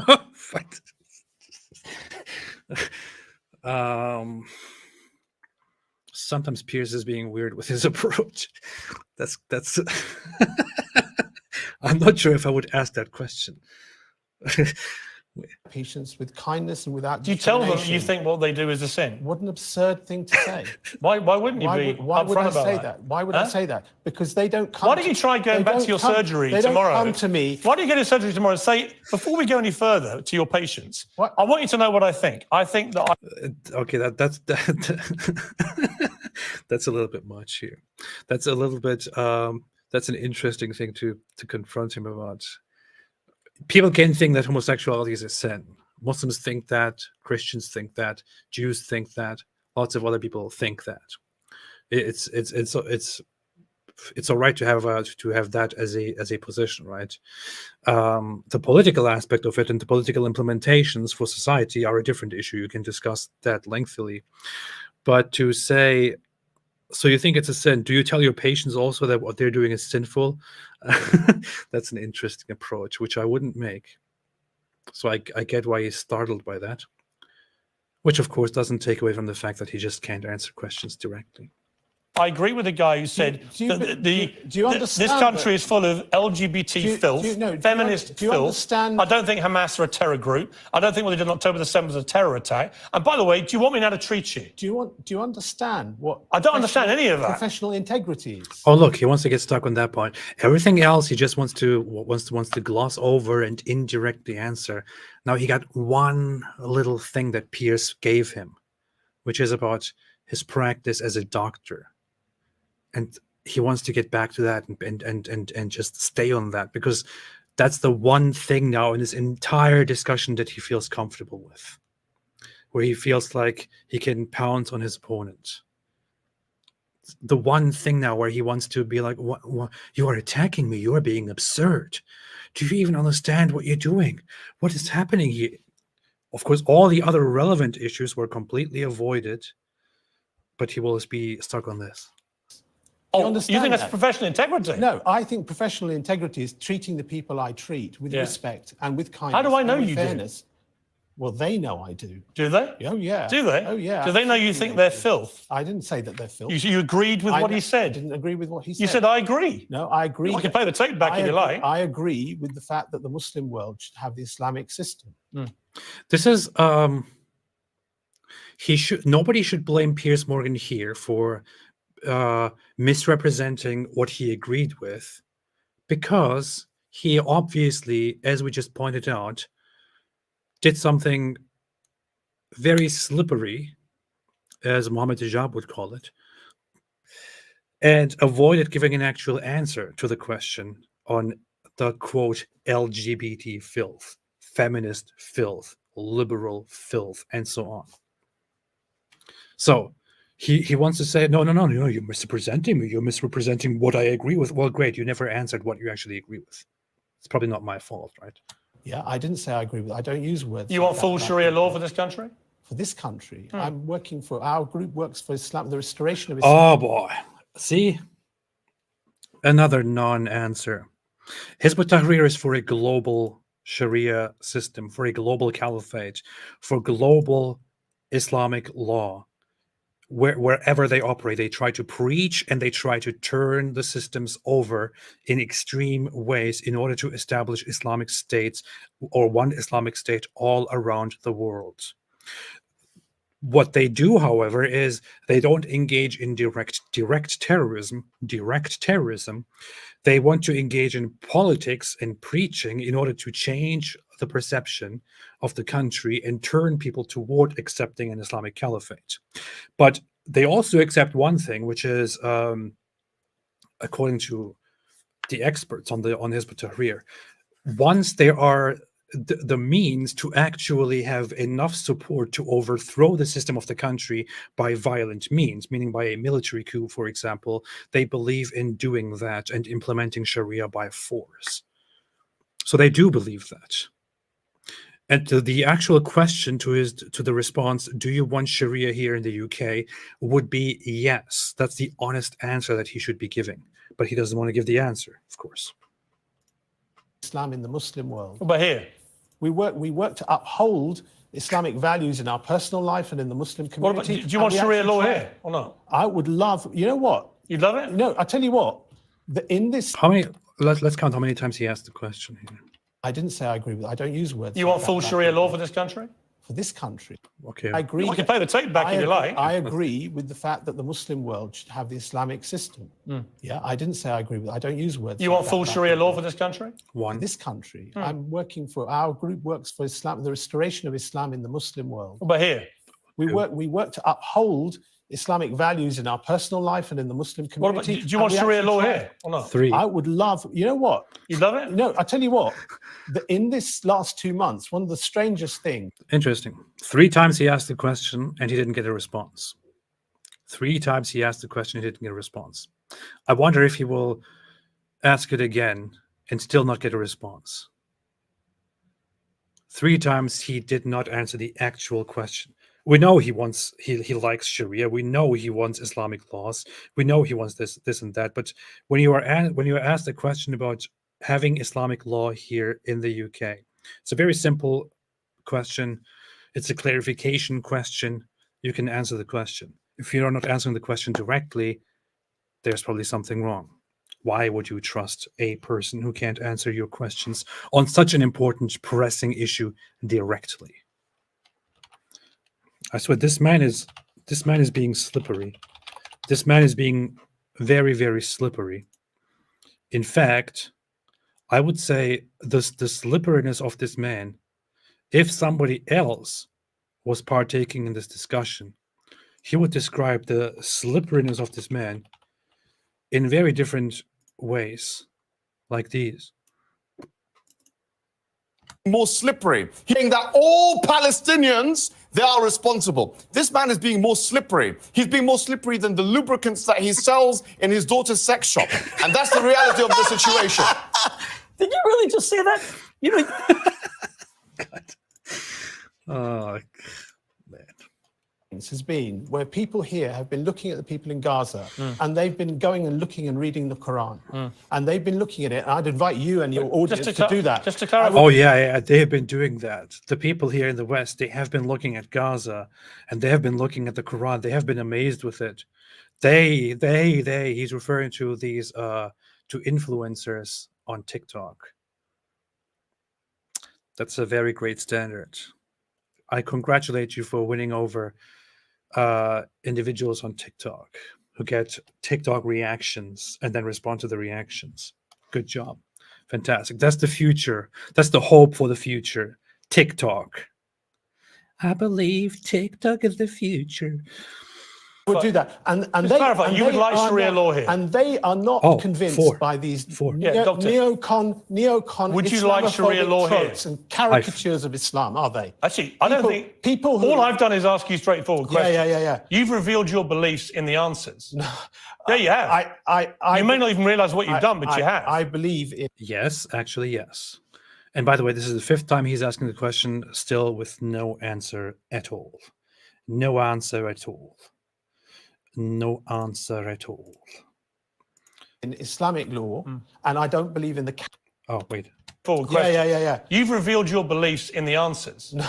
Yeah, you have. You may not even realize what you've done, but you have. I believe in Islamic law, and I don't believe in the caricature that you try and present of Islam. Would you like Sharia law in this country? I would love to see you want Sharia law in this country. I don't want Sharia law in this country. Well, that's your wish. But you would. Yeah, but I would you? I believe it's the best system, but So I'm not working. Would to you like establish- it in this country? I'm not working. Yes or to no? say- I believe in Islamic. Yes or no? You know this. He's so intent on not answering the question that he even, when he said yeah in the middle of it to something else, he had to quickly clarify in order to not to answer the question. This guy is just treating people like idiots at this point, and just to protect himself. I don't know. I guess to protect the public reputation. I don't know. Can you get in trouble in the UK for saying I want Sharia for the UK? Does that put you in legal trouble? Not entirely sure about that. But yeah, he really doesn't want to answer the question. Islamic civilization Yes or no? was the only You'd be civilization. very quick to answer everything else. Yes or The no? Islamic 6, civilization 7. was the only civilization that brought peace to the Middle East for Muslims, Jews, and Christians. I would love to see that system there. Wouldn't you like to see a system? Who pays Wouldn't you your like salary? Wouldn't you like to see a Who system? pays your salary? So I asked the question 7 times, still no answer. Islamic civilization is the only civilization that brought peace to the Middle East. Yeah. Great peace. Great peace. Of course, you mean peace by having a caliphate that expanded and conquered everything through bloody conquests, bloody conquests. A succeeding caliphate that staged a coup against that caliphate, which then violently took over and oppressed all those who didn't want to partake in the new caliphate, from which the split into different caliphates or different imamates, the Shias, or different emirates happened, which then fought each other, which continued attacking the Christian populations and oppressing the Jewish populations, oppressing the non-Muslim minor groups, oppressing the Zoroastrians, destroying their temples, fighting and conquering India and oppressing the Hindus.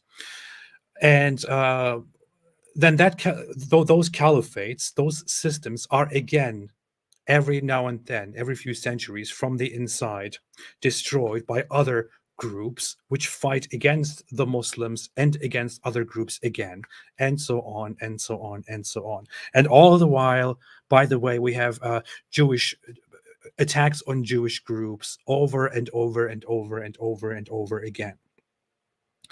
But today, Muslims, of course, present the idea that Jews lived very peacefully under Islamic rule, which is complete nonsense. Complete nonsense. Where Muslims, Jews, and Christians would live I don't side want by this side country in to the live Middle under East. Sharia law. It's not talking about the I'm talking about the Middle East. No, but you suggested you wanted it to be under Sharia law No, here. you suggested. Do you or not? You Well, do you or not? What's funny? What's funny is your approach of question. Why? Because I What a disgusting slime bag, man. That's, by the way, 8 times, 9 times. Okay, 9 times he asked the question now. Why is he laughing about it? It's just a very simple question. Do you want it, yes or no? you or not? What's funny? What's funny Do you want Sharia, yes or not?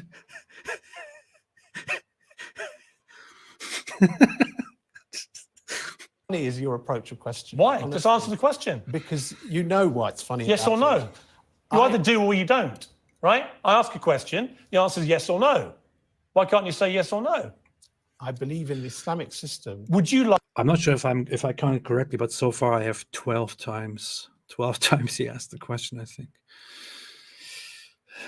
Sharia law in this country? I would love. Yes or no? I would love to see you want. No, answer the question.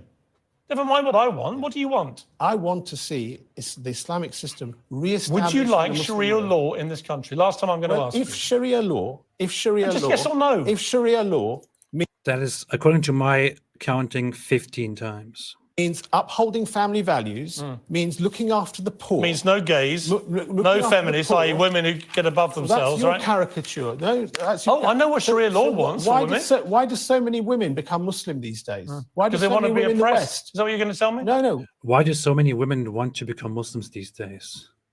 Where's the data on that? Where's the data on that? Please tell me. And does that take away anything from the fact that what Piers actually said about Islam here, and he's not even saying anything like hugely significant, he's just addressing some minor contentions here between liberalism and Islam, are entirely correct. There's no caricature of Islam being made here. I would like to sit down with this guy here and give him exposure here as well, and ask him some questions about about certain Islamic laws. So maybe he can clarify for us what would happen if a gay person was indeed found to be guilty of gay interactions in the Islamic world. What would happen to women who want to, unveil themselves and just live their lives freely? What would happen to people who leave Islam? What would happen to people who criticize Islam? What would happen to people who say, you know what, I don't like Islam, I don't want Islam anymore? I don't want to live under Islam.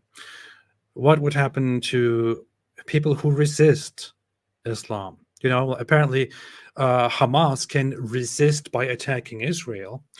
But what happens if you resist the Islamic system because you are oppressed by the Islamic system? Ask that question. Why do so many Does it want to be oppressed? women in the world become Muslim these days? You tell me. Well, you better ask them. Well, why don't you tell me what you think? Well, they seem to find it something that attracts them, Islam. Really? Yeah. Okay. Many women in the West become Muslim. And for some Many women in the West become Muslim. Trust me, bro. reason, they seem to like the fact that Do you work with women doctors? Yes, I do. And How do they feel about your views on this? I keep a very strict professional line between my. Do they know my what your views are? politics. When they watch this, they're going to be surprised. Some of them will know, some of them will not know. Okay. Some of them will know, some of them will not know. Okay. Doctor, thank you for coming in. I appreciate it. You've been enlightening with your responses. You may not realize quite how enlightening, but you might find out when you see the reaction. But I appreciate you coming in. Thank you. You're welcome. Oops. Welcome back. Alex Jones is a conspiracy theorist who made... Oops, wait a minute. You think that's professional integrity? Find out when you see the reaction. But I appreciate you coming in. Thank you.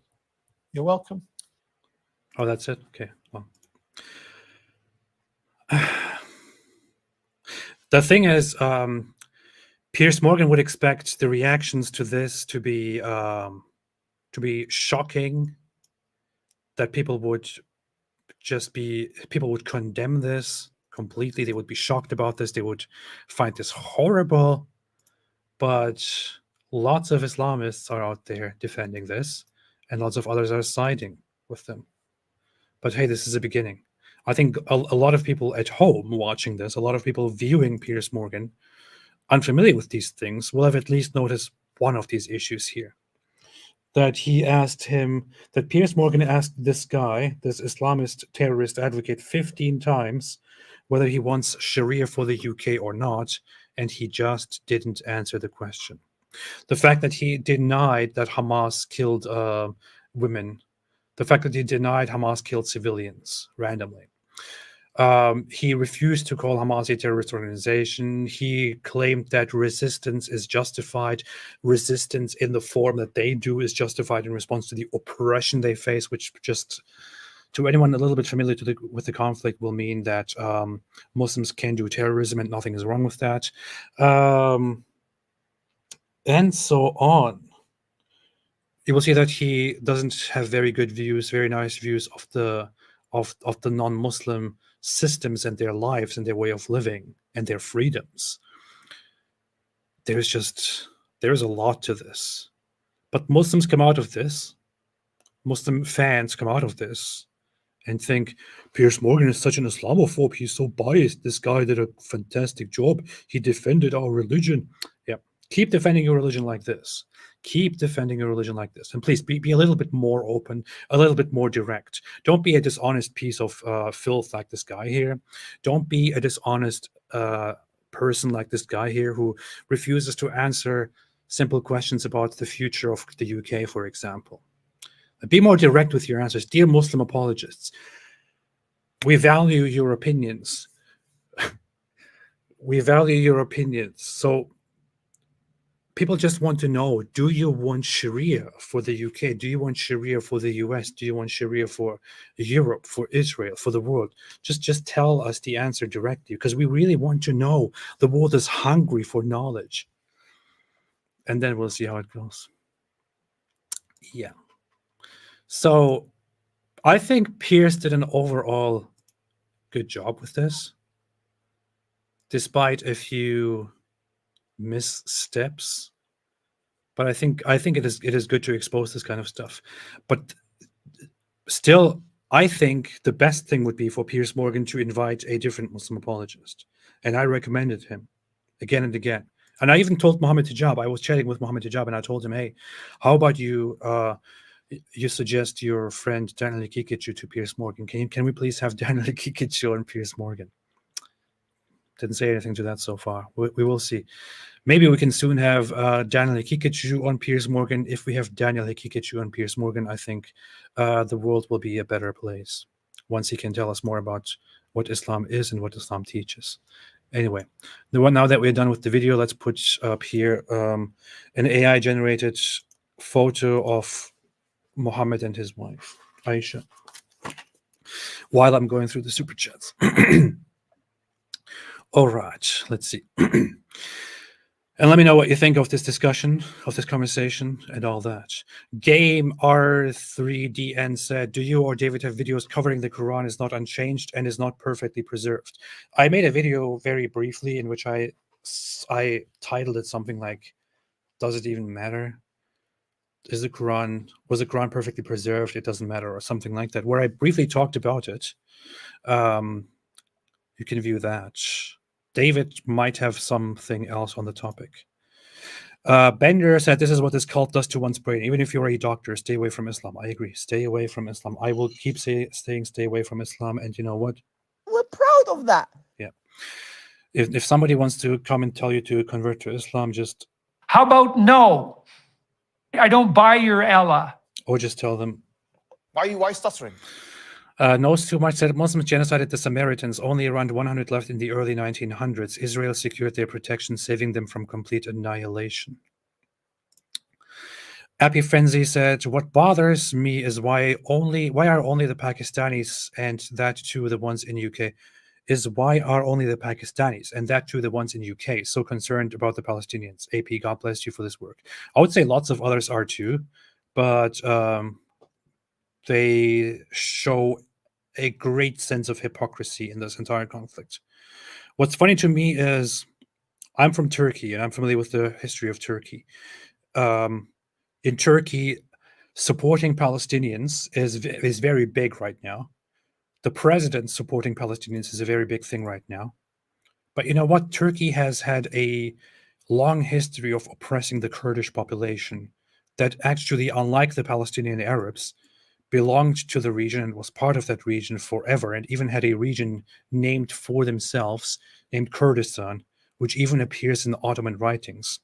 But in the 20th century, they began oppressing the Kurdish people, denying their existence, denying their language, fighting them, punishing them for speaking their language, for teaching their language or singing in their language, and that is still going on.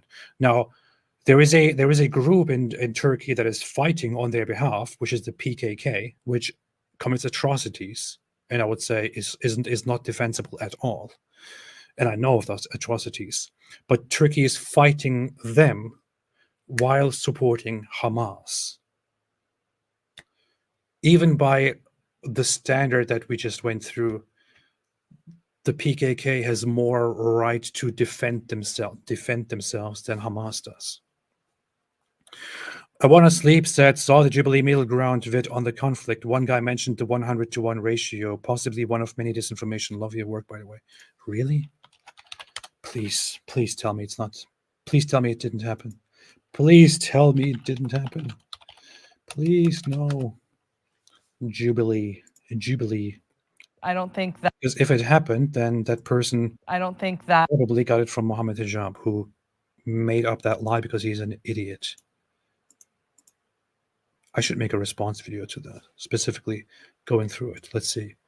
1003. Well, and the Palestinian people, Hamas only. But Have they succeeded in that? Not yet. Not yet. Have they killed more people disproportionately? Do you know the ratio of how many Hamas It's a different members argument. to each civilian? It's the same a different- argument. no, You said the goal is to eliminate it Hamas. will get shifted to a different argument. Tomer, you said the goal is to eliminate Hamas. Yes. Around, they said hundreds, maybe 100 or more Hamas members died. What did you say? How No, many there's thousand? more. How many No, thousand thousand. Palestinians? No, we had way more than 18,000 No, we've killed people more. died. The ratio is Disgrace. 1 to 100. Disgrace. 1 to 100. This is the most capable military in the world. You can't be more accurate. Your ratio can't be better than 1 they're hiding to 100. inside hospitals. So go on the ground. So go on the ground.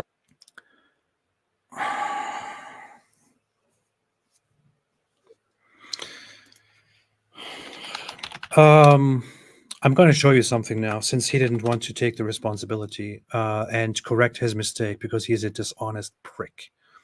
Since he is a dishonest prick. But the very person who pushed this lie forever, Mohammed Hijab, I had a chat with him about this. I had a chat with him about this very topic. And I told him, are you aware that you are spreading misinformation here? Because the 100-to-1 ratio is something that you might have misunderstood. And I just really want to show this now without showing more. But I'm going to show you how I'm not just saying this. I actually did text with Mohammed Hijab and actually did confront him on this. And I won't be able to show you his response to it, although I will show you responses to other things, because he ignored it and just responded to everything else we talked about. Let's see. That it? Yeah, okay. So I texted him and I sent him this article, which says that Israel says they killed dozens of Hamas commanders, not Hamas members, which is what he claimed. And I said to him, you should probably be aware, look, here's again, Mohammed Hijab is right here. You should probably be aware that your repeated 100-1 ratio narrative is false. You misunderstood or twisted the article. It says Hamas commanders, not Hamas members. Of course, this means you have to take back the majority of what you said on Piers Morgan and other events.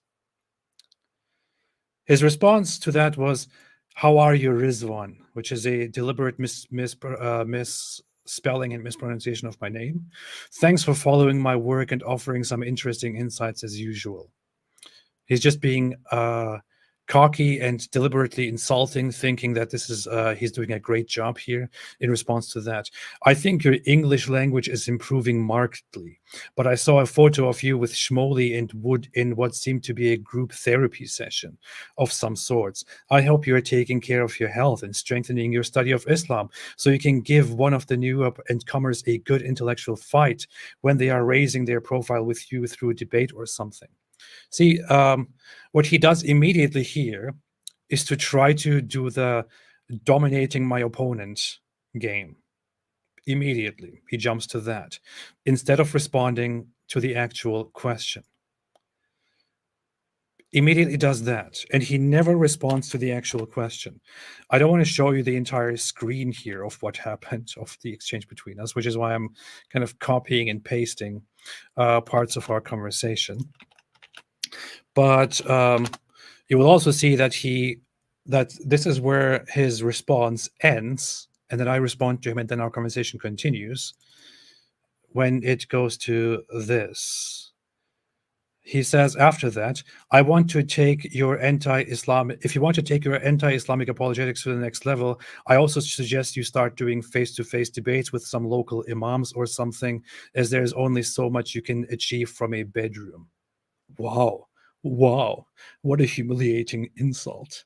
Wow, I feel so offended. I'm so insulted. He humiliated me. He destroyed me with this response. Great, because this is what he cares about. Humiliating, dominating, insults, his reputation. That's all he cares about. He doesn't care about the actual point. And I then responded, hello, Nabil, I'm good. His name is, his actual name is Mohammed Nabil Hijab or something like that. So I responded to him with Nabil. How are you? It's always a pleasure to follow your work and see what you're up to. Throughout my life, I've always been interested in understanding and analyzing those I oppose and support. And then we continued talking. But I asked him again and again about this thing. And I said, I need an urgent response to this from you because you misrepresented the death ratio. Can you clarify this? He never responded to it. This is clear proof. I'm proving it to everyone right now. Clear proof that he not only saw the message, and he saw that he is wrong, that he misinformed thousands, millions of people. He also engaged with it, and he refused to acknowledge and to give any response to it. Meaning, this is proof that Mohammed Hijab, who went on Piers Morgan, by the way, and who was viewed by millions of people. Let's put it here on the screen one more time. This was the conversation. He had 4.5 million views when he went on here.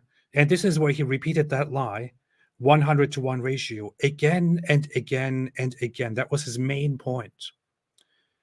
So he lied to millions of people. He misinformed millions of people. And he doesn't seem to be bothered by that. He doesn't acknowledge it. He doesn't take it back. He doesn't care. And this is clear proof that Mohammed Hijab, like many other people like him, is not just ignorant, not just an idiot. He's a liar. He's a liar for Islam, a liar for the Islamic cause, a liar for terrorism, a liar against the West, against Israel. He lies and lies and lies, and you have it right here. This is clear proof for you. Clip it. Clear proof for you that Mohammed Hijab is a complete liar, that he actually lies and he doesn't care about the truth in order to further his agenda. So anyone who wants to bring Mohammed Hijab to you as an authority, here is the proof that he's a liar. Anyone who wants to bring the Palestinians are being genocided 100-to-1 ratio to you, here is the proof that it was spread by a liar who even refused to acknowledge his lie and to correct it because he doesn't care, because they only care about the agenda, not about the facts, not about the truth. These are the people that we're dealing with. These are the people that we're dealing with. That's it. It is truth against falsehood. It's very ironic that the Quran says truth has come and falsehood has vanished. Because Islam is definitely not the truth. Islam is the falsehood here. Islamism is the falsehood. We bring the truth. So, hey Muslims, hey Islamists, the Quran says truth has come, falsehood has vanished. Guess what? We bring the truth and you have the falsehood. So yes, falsehood has come now and truth has come now and falsehood has vanished. Look, Allah made me say it the wrong way because he wants to punish me. He wants to set me up. Just like Allah punished that guy in the Turkish parliament today for condemning Israel. It want to sleep. Okay. Joel ever said, when you say this in your best Dutch, can you say this in your best Dutch? I can't speak. Allah is punishing me. I have to practice my Dutch pronunciation of things, my Dutch reading of things.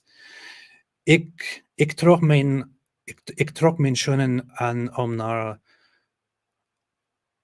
do you say school? School te gaan in de Haag. Waar geschiedenisles gaan over Vincent van Gogh. Was that accurate? I'm just trying. I don't even know. I think that was pretty accurate, wasn't it? Geschiedenisles gaan over Vincent van Gogh. Tell me if it's accurate. Give me a score out of 10. Schoenen and school was. How do you pronounce that? How do you pronounce that? School? Do you actually say school or school? What do you say? I don't know. Knows too much said in the mid 1800s, even before modern Zionism and before many Muslim Palestinians migrated into the land, Jerusalem's majority population were Jews. The numbers of Jerusalem, okay, I'm not entirely sure about the population. I know that Jerusalem had a large Jewish population and that they were always a large part of the population. But Eric, I know it's Dutch. I know it's Dutch. That's not how you would pronounce it in German anyway. Ik trok mijn schoen Schul. You would pronounce it as Schul? Okay, well, see. 9 out of 10. Okay, good. I know that land ownership in Jerusalem was dominated by Jews at the turn and in the 1940s especially. Not sure about the population size though. I can't confirm that myself. Chloe said, God of Israel, Jesus not happy with him. It's a bit harsh, man.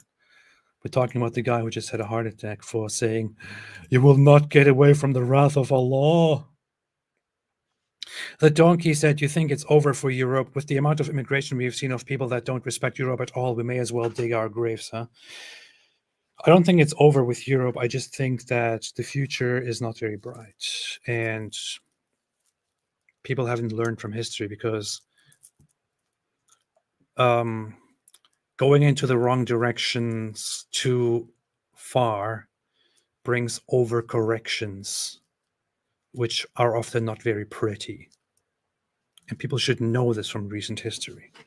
And I hope we don't have those overcorrections.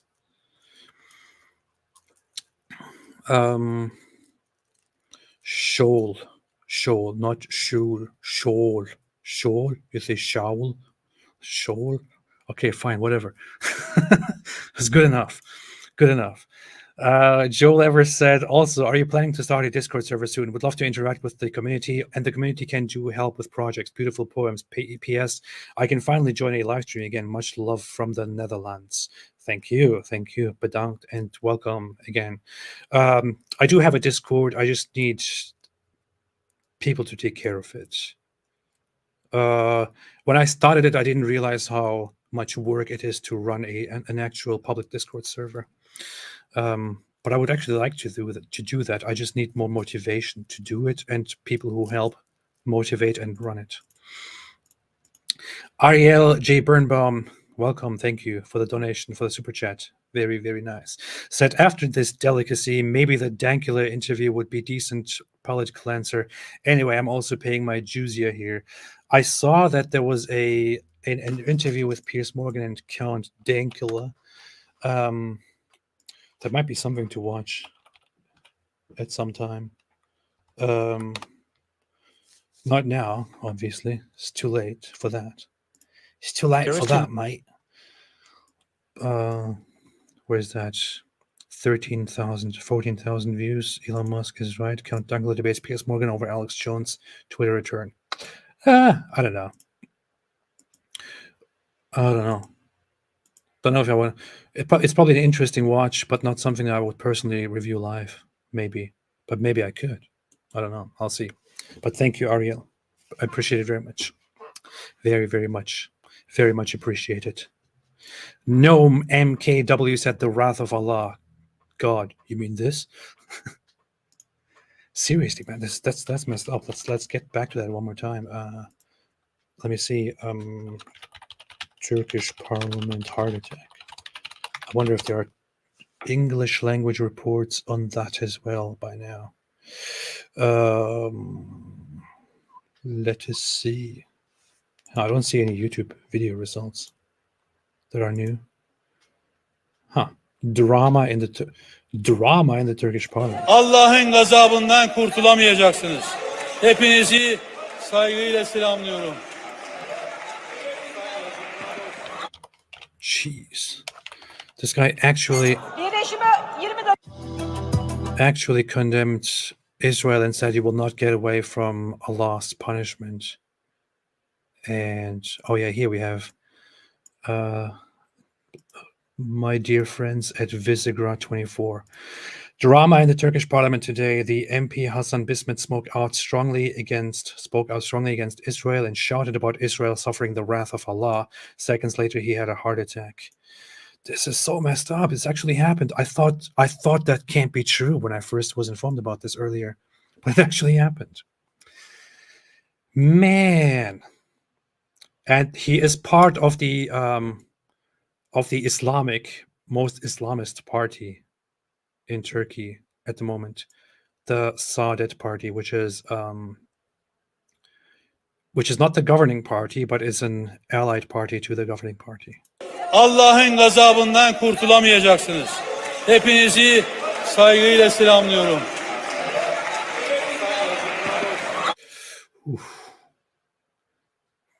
If you listen closely, you can hear his head knock on the ground.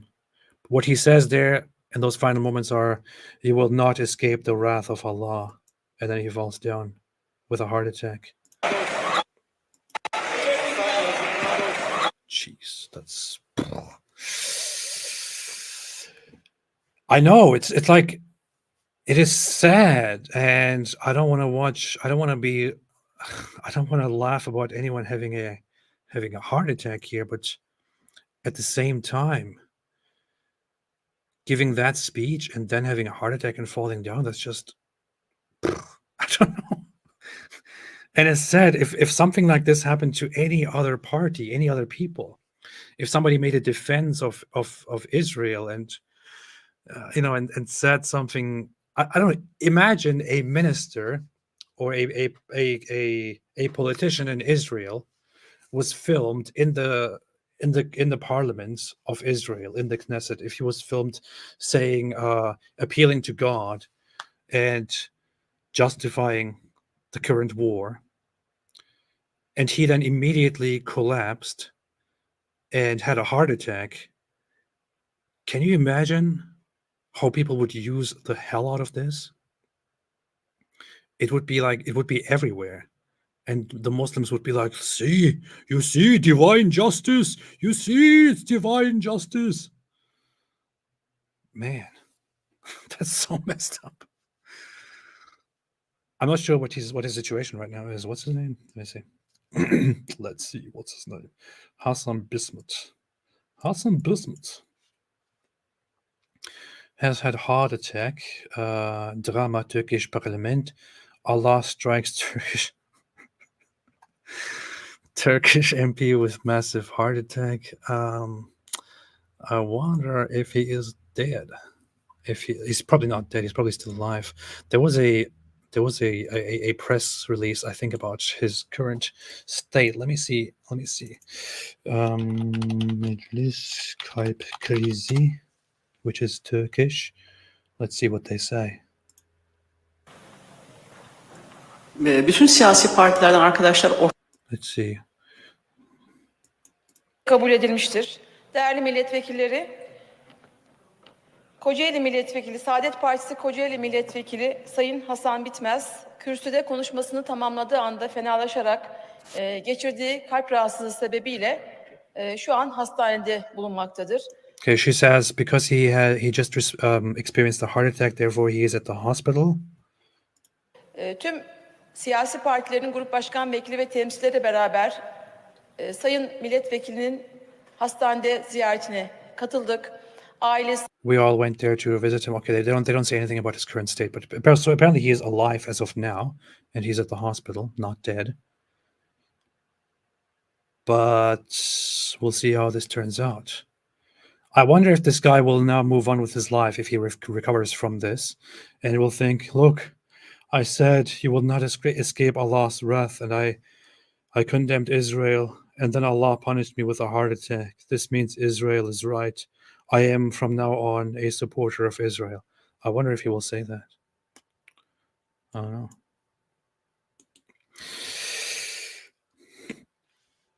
AP, do you like Israel advocacy Brit redhead guy who argues on Speaker's Corner there is no God but Allah and Musa is his messenger? You mean Israel advocacy movement guy, Yosef? I recently had him on my channel. I recently had a chat with him right here. You can find it right here. Right here. Nice guy. Nice guy. I like him. S1002 said Allah gave him the Momo treatment, aorta chop. Alka said, AP here in Greece, many pro-Palestinians claim modern Palestinians are Arabized Greeks. LOL. I mean, the ancient population, the Philistines, based on which, according to the majority interpretation, the name Palestine was initially formed, based on whom the land was named. And by the way, they were only in control of a very small part at the coast, Gaza and a little bit north of it. Those people were seafaring people who it is thought came from Greek islands and conquered in the region. According to Egyptian records, I believe they pillaged and then were repelled by the Egyptians and settled there. And they are then around the same time mentioned in the Bible, for example. But the thing is, so those people would then be of Greek origin, or of the Greek culture, Proto-Greek, whatever it is. But again, complete disconnection, because those people were a tiny population that then mixed and disappeared.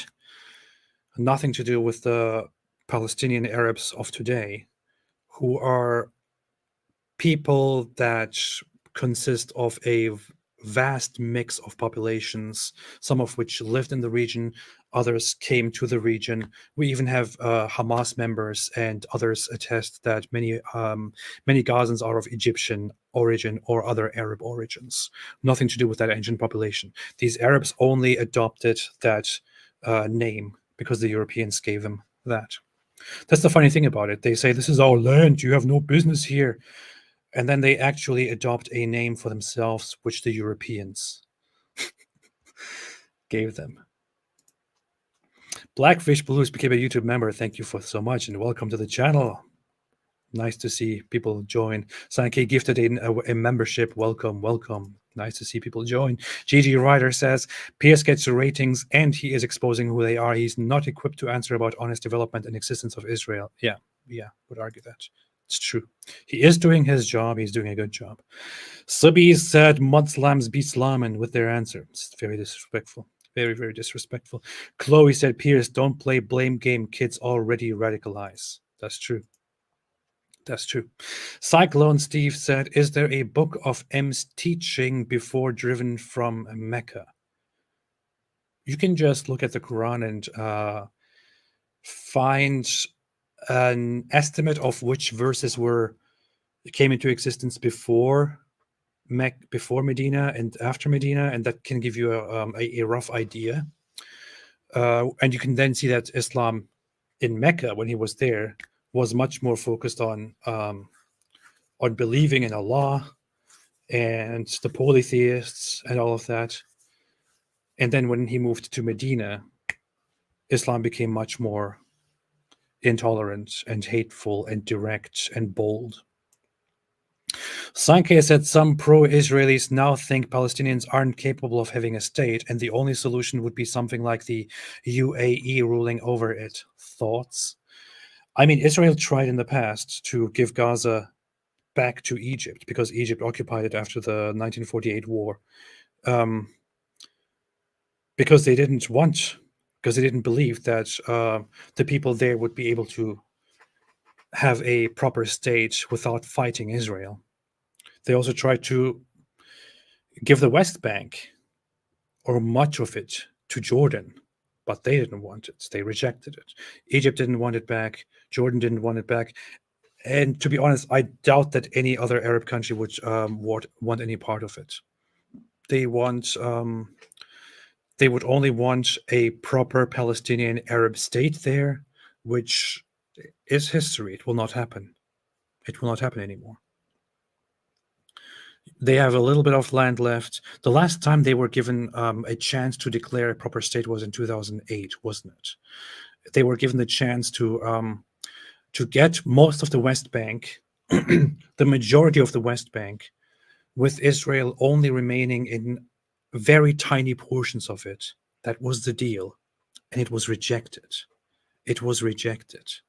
And that was probably the best and last chance to ever get significant amounts of the West Bank to create a Palestinian Arab state. They rejected it. They rejected it. What do you want? I don't think that a Palestinian state is a reasonable and doable thing. Prono22 made a super chat. Thank you so much. Thank you so much. I appreciate it. Blackfish Blue said, you're my favorite atheist. Much love from a practicing conservative Catholic. Thank you. And you're my favorite conservative Catholic then. The Zaboo Bus, Mr. L said, Palestinian contribution, the best bomb vests ever. Oh boy. Arafat rejected the big offer. The Palestinian Authority, later Abbas, rejected the offer in 2008. They want all of it, yeah. They want all of the land. They will not agree to any circumstance. Oh, look at this. Wait a minute. There was a 2008 Israeli proposal. Let's see. 2008 Israeli proposal was by Ehud Olmert and was offered and rejected by Mahmoud Abbas. Mahmoud Abbas. By the dear Mahmoud Abbas. And let's see if this is, I don't want to look at Al Jazeera. Sort of Al Jazeera. Sort of, mate.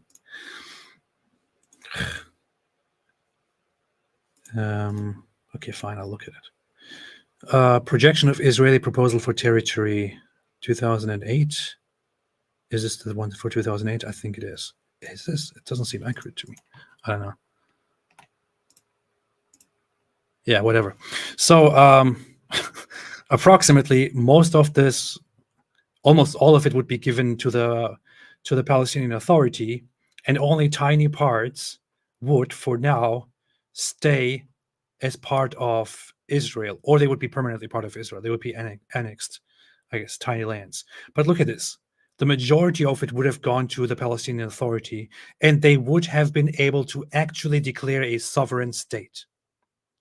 Yes, they would have been able to declare a sovereign state for the first time in history had they accepted this proposal. And there are even areas proposed to go from Israel to Palestine in this instance. In this case, Israel would have recognized Palestine as an actual state in this proposal, and Israel would have obtained, Palestine would have obtained sovereignty, independence for the first time, legitimately recognized by Israel. And then, if Israel recognizes it, that would also lead to a recognition of Palestine by the Western world and most of the world. Imagine you have nothing and you cry after wars. This is what you get, and you reject it because it's not good enough for you. And then you continue crying. I'm sorry, but this is stupid. It is stupidity. Complete stupidity.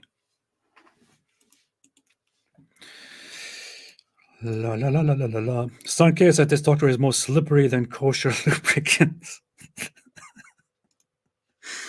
Lazy Bar, when will the popular opinion on Islam change? Tomorrow. I guess when Islam takes over and starts killing and executing people left and right, maybe that it will change. I don't know. Lately, I'm thinking in the future, even when people in the West are taken over by the Islamists and they're being, brutally punished and executed, they will be like, I defend your right to execute me. Personally, I don't believe that you represent all Muslims. That's how it will go in the future. Sorry. How many screens do I have? I have 3 screens. One main screen, which is a laptop that I'm using, and then 2 additional monitors here. Thomas Smith said the entire history of Islam has been terrorism.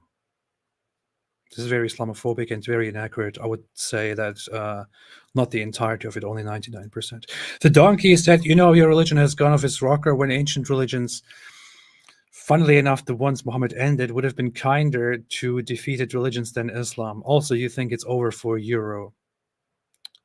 I hope it's not over, but it might be.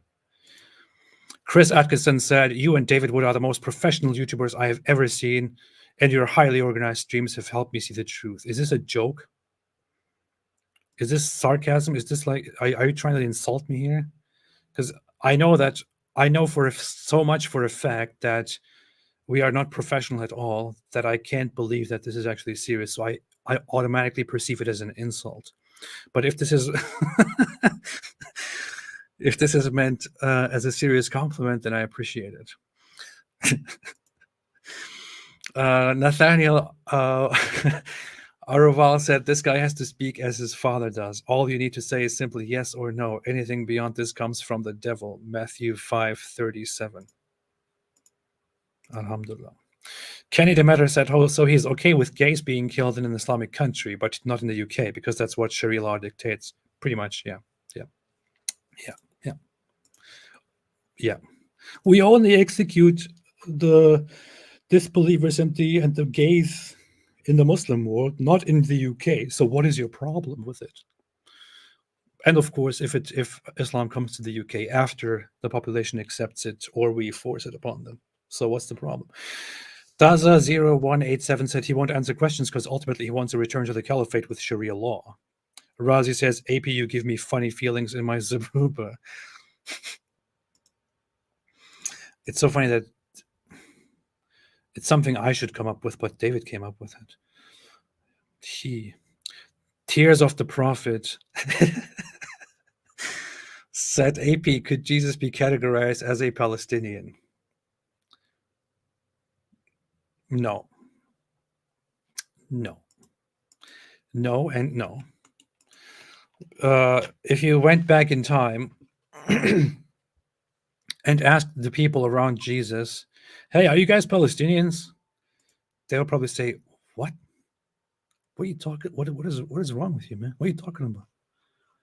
What is this? What are you talking about? What is a Palestinian? What is a Palestinian? What is a Palestinian? Palestinian. The Arabs would then later come and say, hey, we are actually the indigenous Palestinians. Palestinians? I was looking for an answer given by somebody else on this topic recently that I retweeted, which I found quite befitting and very harsh. This answer. This guy is not even a Christian, I believe. Jewish, yeah. Leekern said, Jesus was a Palestinian is 360 degrees of bullshit. Jesus was a Jew living in a conquered Jewish kingdom that was renamed Syria Palestina by the Romans. He wasn't Palestinian. But here's the most sad and hilarious part of Palestinians trying to claim him as their own. Jesus wasn't an effing jihadist, you dumb Fs. He was the total opposite of everything your fanatical Islamic fundamentalist terror regime is about. He didn't give the sermon of the suicide bomber. He never said, blessed are the rapists. He was against the violence that dominates, characterizes, and is celebrated in Palestinian society. This is... This is... I couldn't have said it better. I love this response. And the fact that this comes from a non-Christian, from a Jew, not even from a Christian. Jesus wasn't a jihadist. He was the total opposite. He didn't give the sermon of the suicide bomber. Man, that's good. The kitchen guru said they brought peace, a piece of hand, a piece of head, etc. Absolutely, that's the peace they bring. Subby said he wants free rooftop parties for gay people. I know that. It's so kind. That's the beauty of Islam.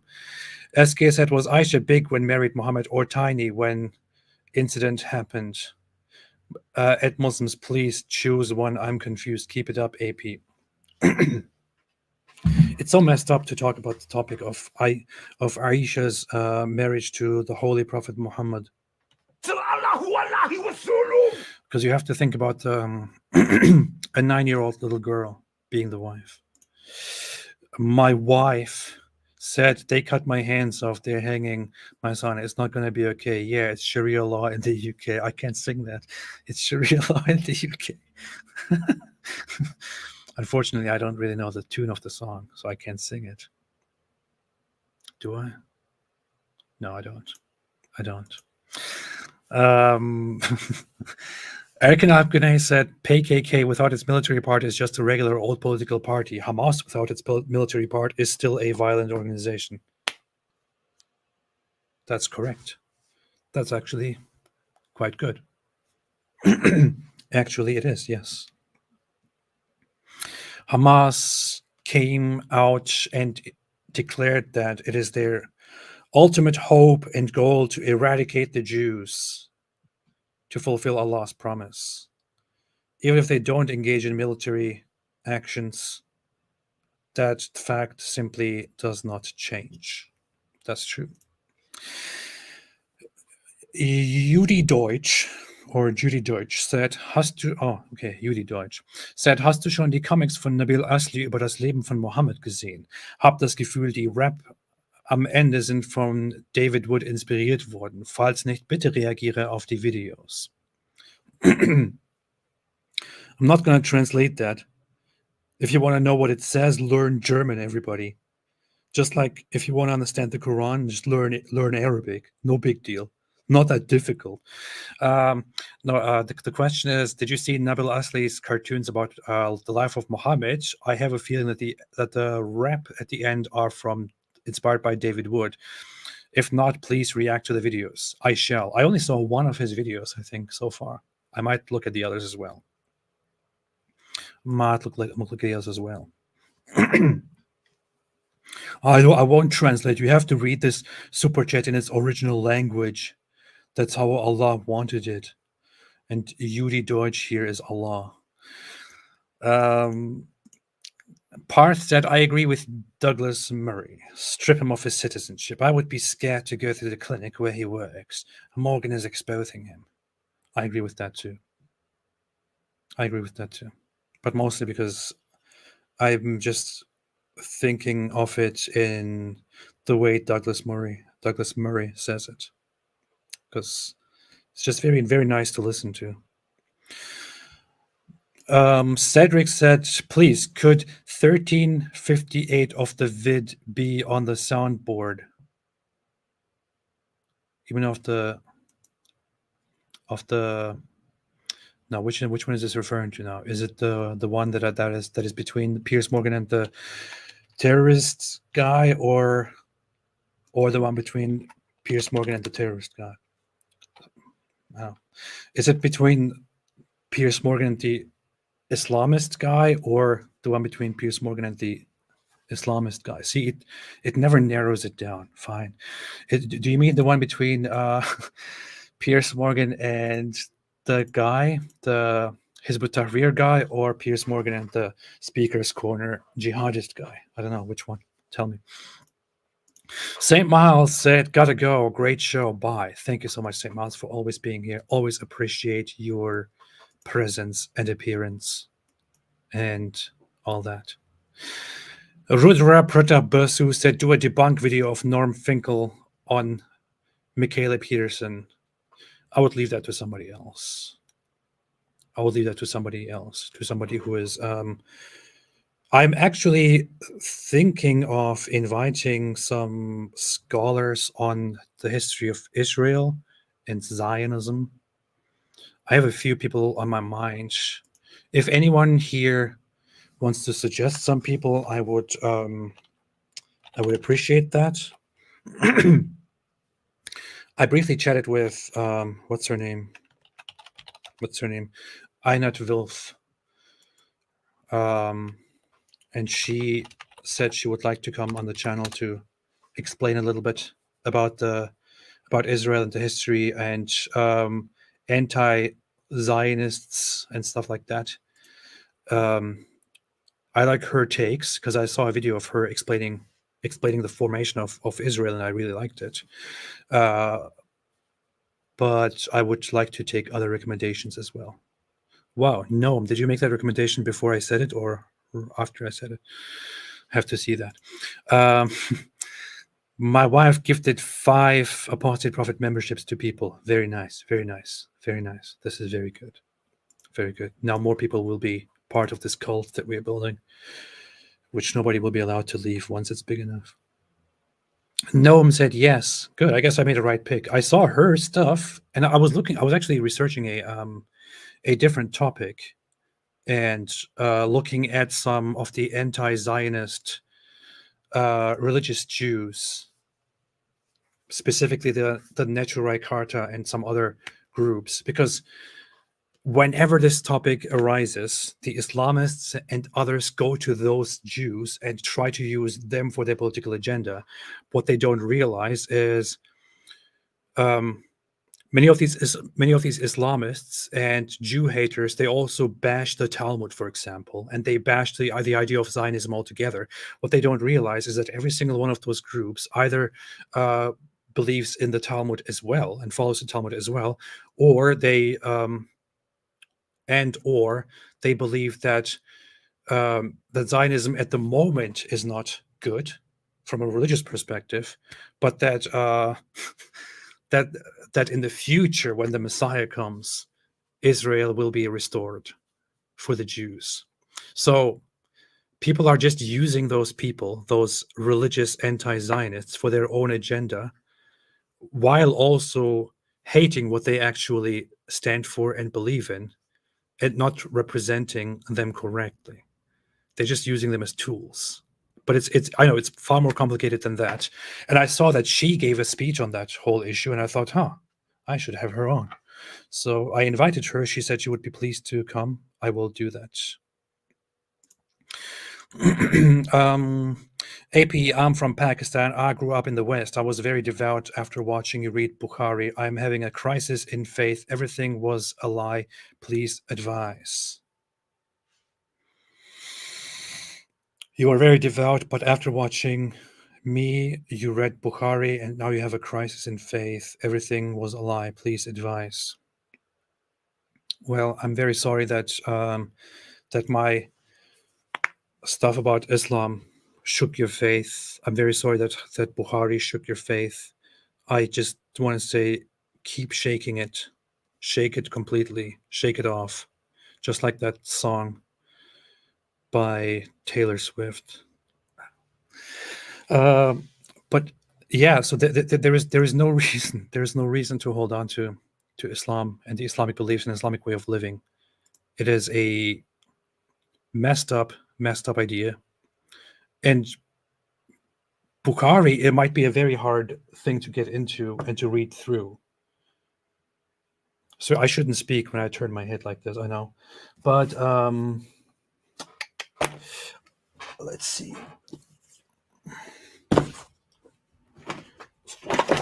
For those who want to actually read Bukhari, I have this. There are some like these which are all in one, no repetitions of Sahih Bukhari, which list all the Sahih Bukhari hadiths, which you can find in a relatively small book compared to the many volumes, where you can find all of the stuff that Muhammad is reported to have said according to Islam. And already, when you start with the hadiths, what is interesting is that the very beginning here, like you open it up, it starts. I know you can't see anything; it just appears white, probably. That's very funny. Here, you start from the very beginning, and it talks about revelation, how the revelations came to Muhammad according to the reports. And there, one of the first hadiths is already one thing that I think should be very should be studied and thought about further by everyone who thinks that Muhammad was a prophet who was divinely inspired, especially if you're familiar with modern understandings of psychological, psychiatric, or neurological conditions. Because it says here, narrated by Aisha, Al-Harith bin Hisham asked Allah's Messenger, "O Allah's Messenger, how is the divine inspiration revealed to you?" Allah's Messenger replied, "Sometimes it is revealed like the ringing of a bell. This form of inspiration is the hardest of all, and then this state passes off after I have grasped what is inspired. Sometimes the angel comes in the form of a man and talks to me, and I grasp whatever he says." Aisha added, "Verily, I saw the Prophet being inspired divinely on a very cold day, and noticed the sweat dropping from his forehead." This is the beginning.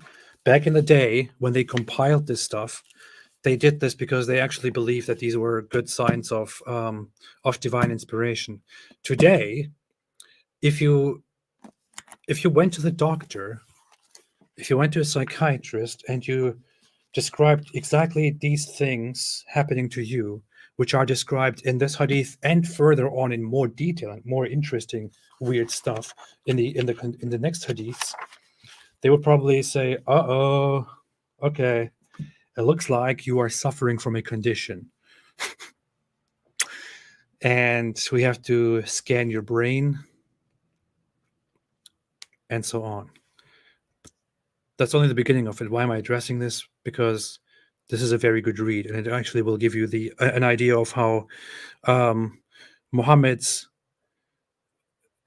questionable state, which people perceived as inspirations back then, make him a questionable person to rely on as a transmitter of some divine truth altogether. You will also find him collapsing, making loud noises, being covered up, hallucinating, confusing other people, and thinking that they are the angel Gabriel, and so on. Lots of these things.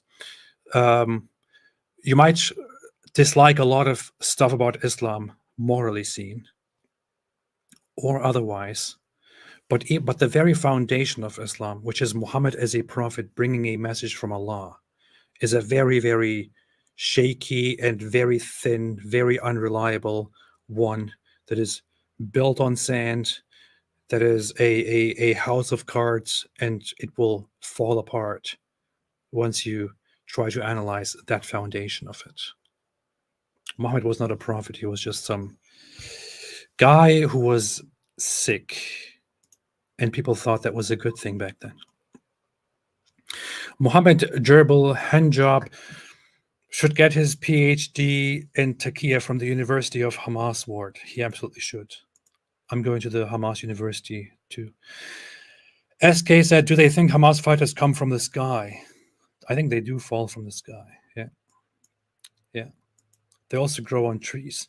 Sid Dave said, Quran says Jews were turned into apes and pigs, but I saw Jews turn Palestinians parade in their undies. Allah wrong as usual. Rasmus Zornes said, Guten Abend. Warum hältst du an SIN fest?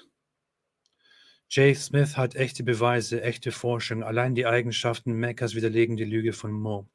This says, why do you hold on to the standard Islamic narrative? Jay Smith has evidences and research showing that the whole Mecca narrative of Muhammad is false.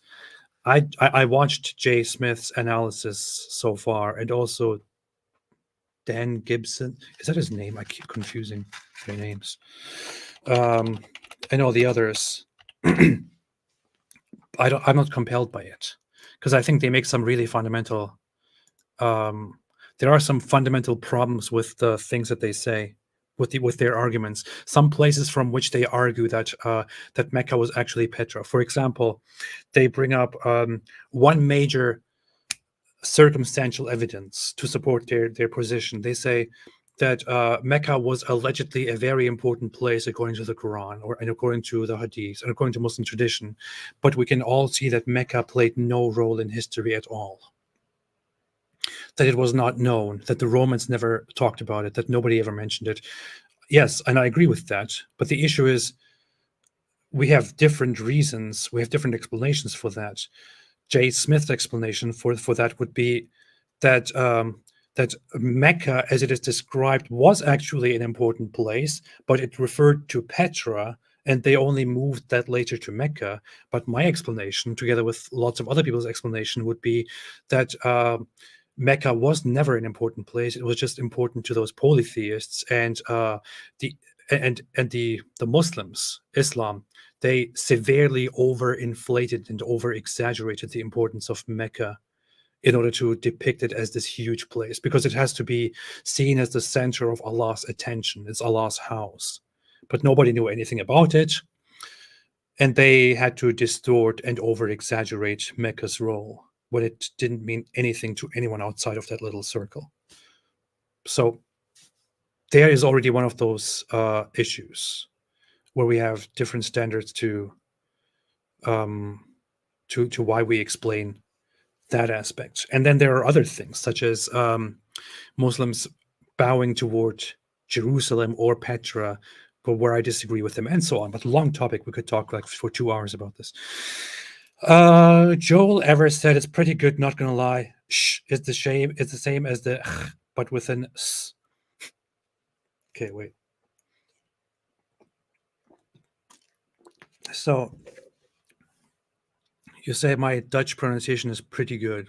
That's good. I'm proud of that. We're proud of that. Sh is the same as the G, but with an S. What? How does that work? Okay, I do the when I do the G in Dutch, I go. How is sh like the G but with an S? Scrape your throat for G and sh. Irate. Huh. I don't know. I'm not sure what you're trying to describe here. But I don't accept your grading 7 out of 10. Fine, I accept it.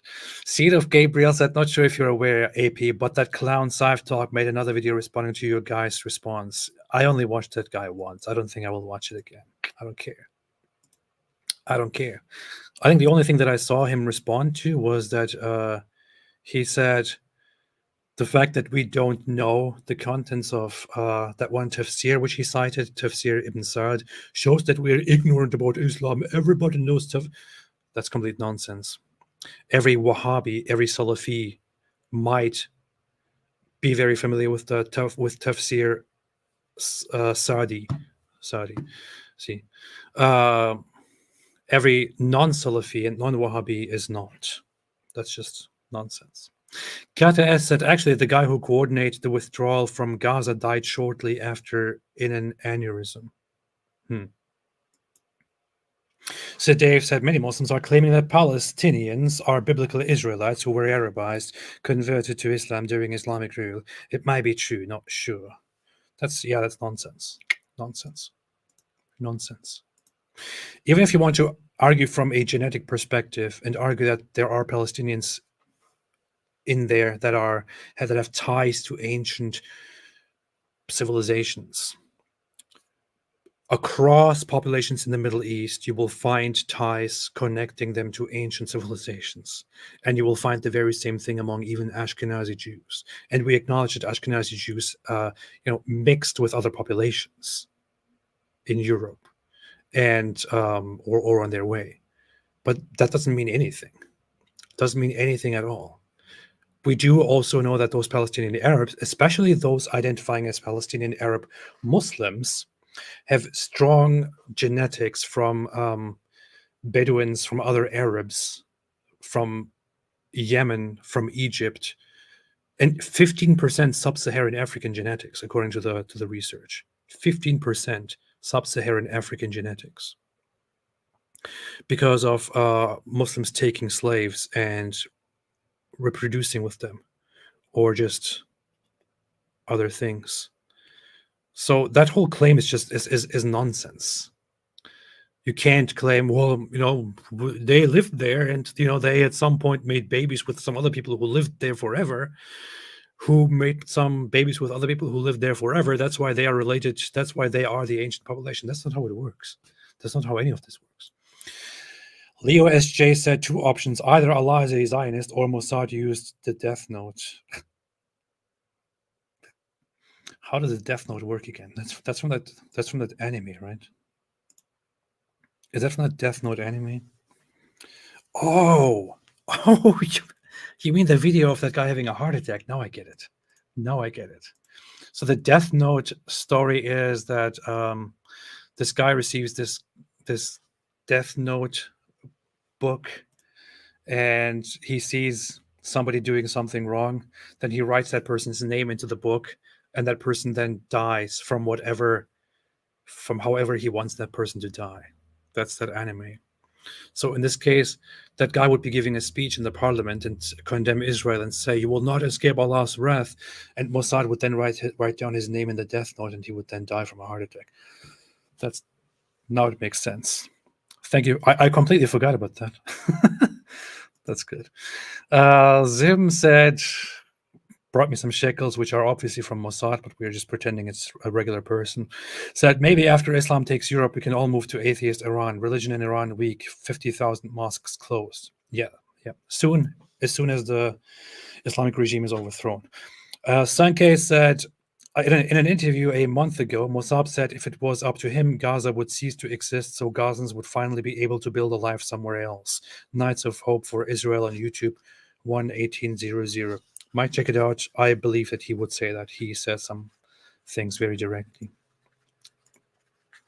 Chris Atkinson said, blessed are the rapists. Yeah, that's what... If Jesus was a Muslim, that's what he would have said, probably. But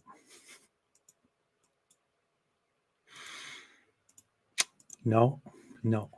Sid Dave said, AP, who's the greatest apostate of all time? Me. You or Rushdie or someone else. Stay away from filthy Pislim.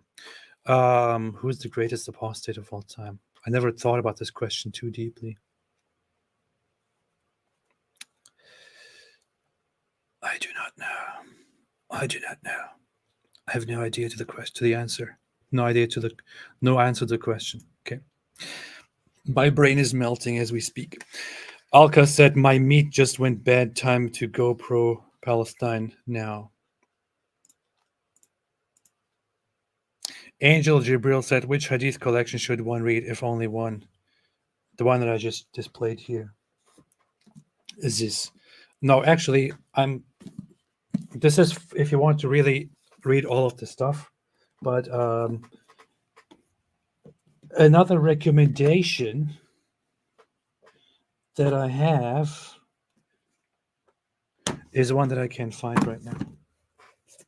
Oh, there it is. Another recommendation is this one, a collection of mutawatir, mass-transmitted hadith. It's not a very popular book. I just looked for it very hard to find it, something like this.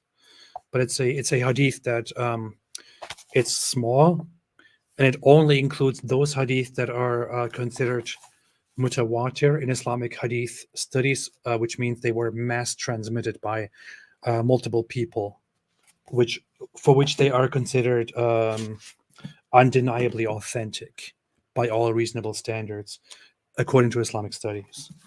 And that actually gives you a very interesting insight into what kind of stuff is in the hadiths. The Zabubus Mr. L said, first, thank you for lolling at my name.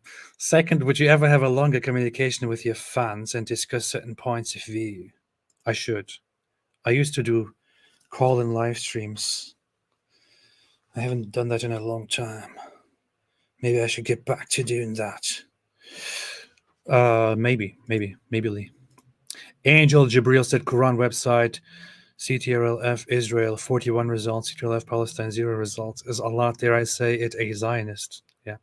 You can search the Quran for Israel and we will get plenty of it. But Palestine, no. It's because Palestine is, the Arabs are the indigenous, the Palestinian people. Zakaria said Jay Dyer is based. That's very based. He is based. I do find his commentary on some things very, very disagreeable. And I don't agree with it. But he is one of those people that I would vastly disagree with. But I have lots of respect for him because I think he's very intelligent and insightful. Elite RSR said, what do you think about Geert Wilders? What do I think about Geert Wilders? I'm overdoing it on purpose. I like his firm stance against Islam. Although I'm not entirely, I don't know about his, I don't know. It's very difficult to root for a politician or a political party that is fixated on a certain issue that I agree with strongly, but whose political perspectives could in the long run also bring some things that are not very pretty for society overall. I don't know. I'm just in general a little bit cautious with such politics, but I like his stuff on Islam. Definitely. I will read 2 more super chats here that just came in and then I have to leave. Angel Jibril said, why is Bukhari better than Muslim? Bukhari is more encompassing, more thoroughly organized. It is also, it is considered the number 1 in Islamic studies. Number 1. So they are the two Sahihs, which are both considered the 2 most authentic Sahih hadith books. Additionally, there are 4 other books which form the 6 hadith books together. But if you went from most reliable and most trusted to least trusted among those reliable books, Sahih Bukhari would be on the number one. So it will be you will have the highest guarantee for citing something that lots of people actually trust and consider totally accurate. Peter Avery said it's also the first major work, I think. I'm not sure when those two guys left. Peter Avery made a super chat. Thank you so much. And finally, Peter Avery said, God's a flying spaghetti monster. Indeed, it is. Alhamdulillah. God is indeed exactly that. All right. Thanks, everybody, for watching. Thanks for supporting this channel. Thanks for being here today with me and for changing the lives of millions of people. Larry David. Oh, hey, Larry David, what's up? Curb Your Enthusiasm is one of my favorite shows ever. Definitely one of my 2 top comedy shows. It's not the number one, though. The number one would be It's Always Sunny in Philadelphia. I love that show. I love that show. I love every bit of it. But Curb Your Enthusiasm is fantastic. Yeah. Anyway, Larry David said, when are you jumping on Piers? I don't know. When will Piers Morgan invite me? Piers Morgan should invite me, and I will tell him everything about Islam and about Hamas. Let's harass Piers Morgan and tell him, how about you invite this guy? He will humiliate you. Why do you always talk behind the screen? He will humiliate you. He will destroy you. Let's do it like like Muhammad Hijab's audience and the Islamist audience generally does. Maybe if we make it look like I'm here to attack him and destroy him and humiliate him, maybe he will invite me. If I agree with him, maybe he will just not invite me. We don't know. So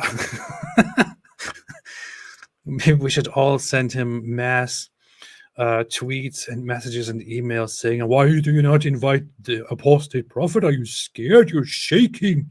You know, you will be humiliated. You will be destroyed. You will be destroyed. You're finished. You're finished. You're finished already. Look at me. Look at me. You know you're done. Anyway, thanks everybody for watching. I will be back very soon. I might go live again tonight with David Wood, seeing depending on what happens. We'll be back soon. Always a pleasure. Always great to be here with everyone. Have a fantastic day. And as always, stay away from terrorism. No, stay away from Hamas. Or stay away from Islam. Stay away from Islam. Stay away from Islam. That, yeah.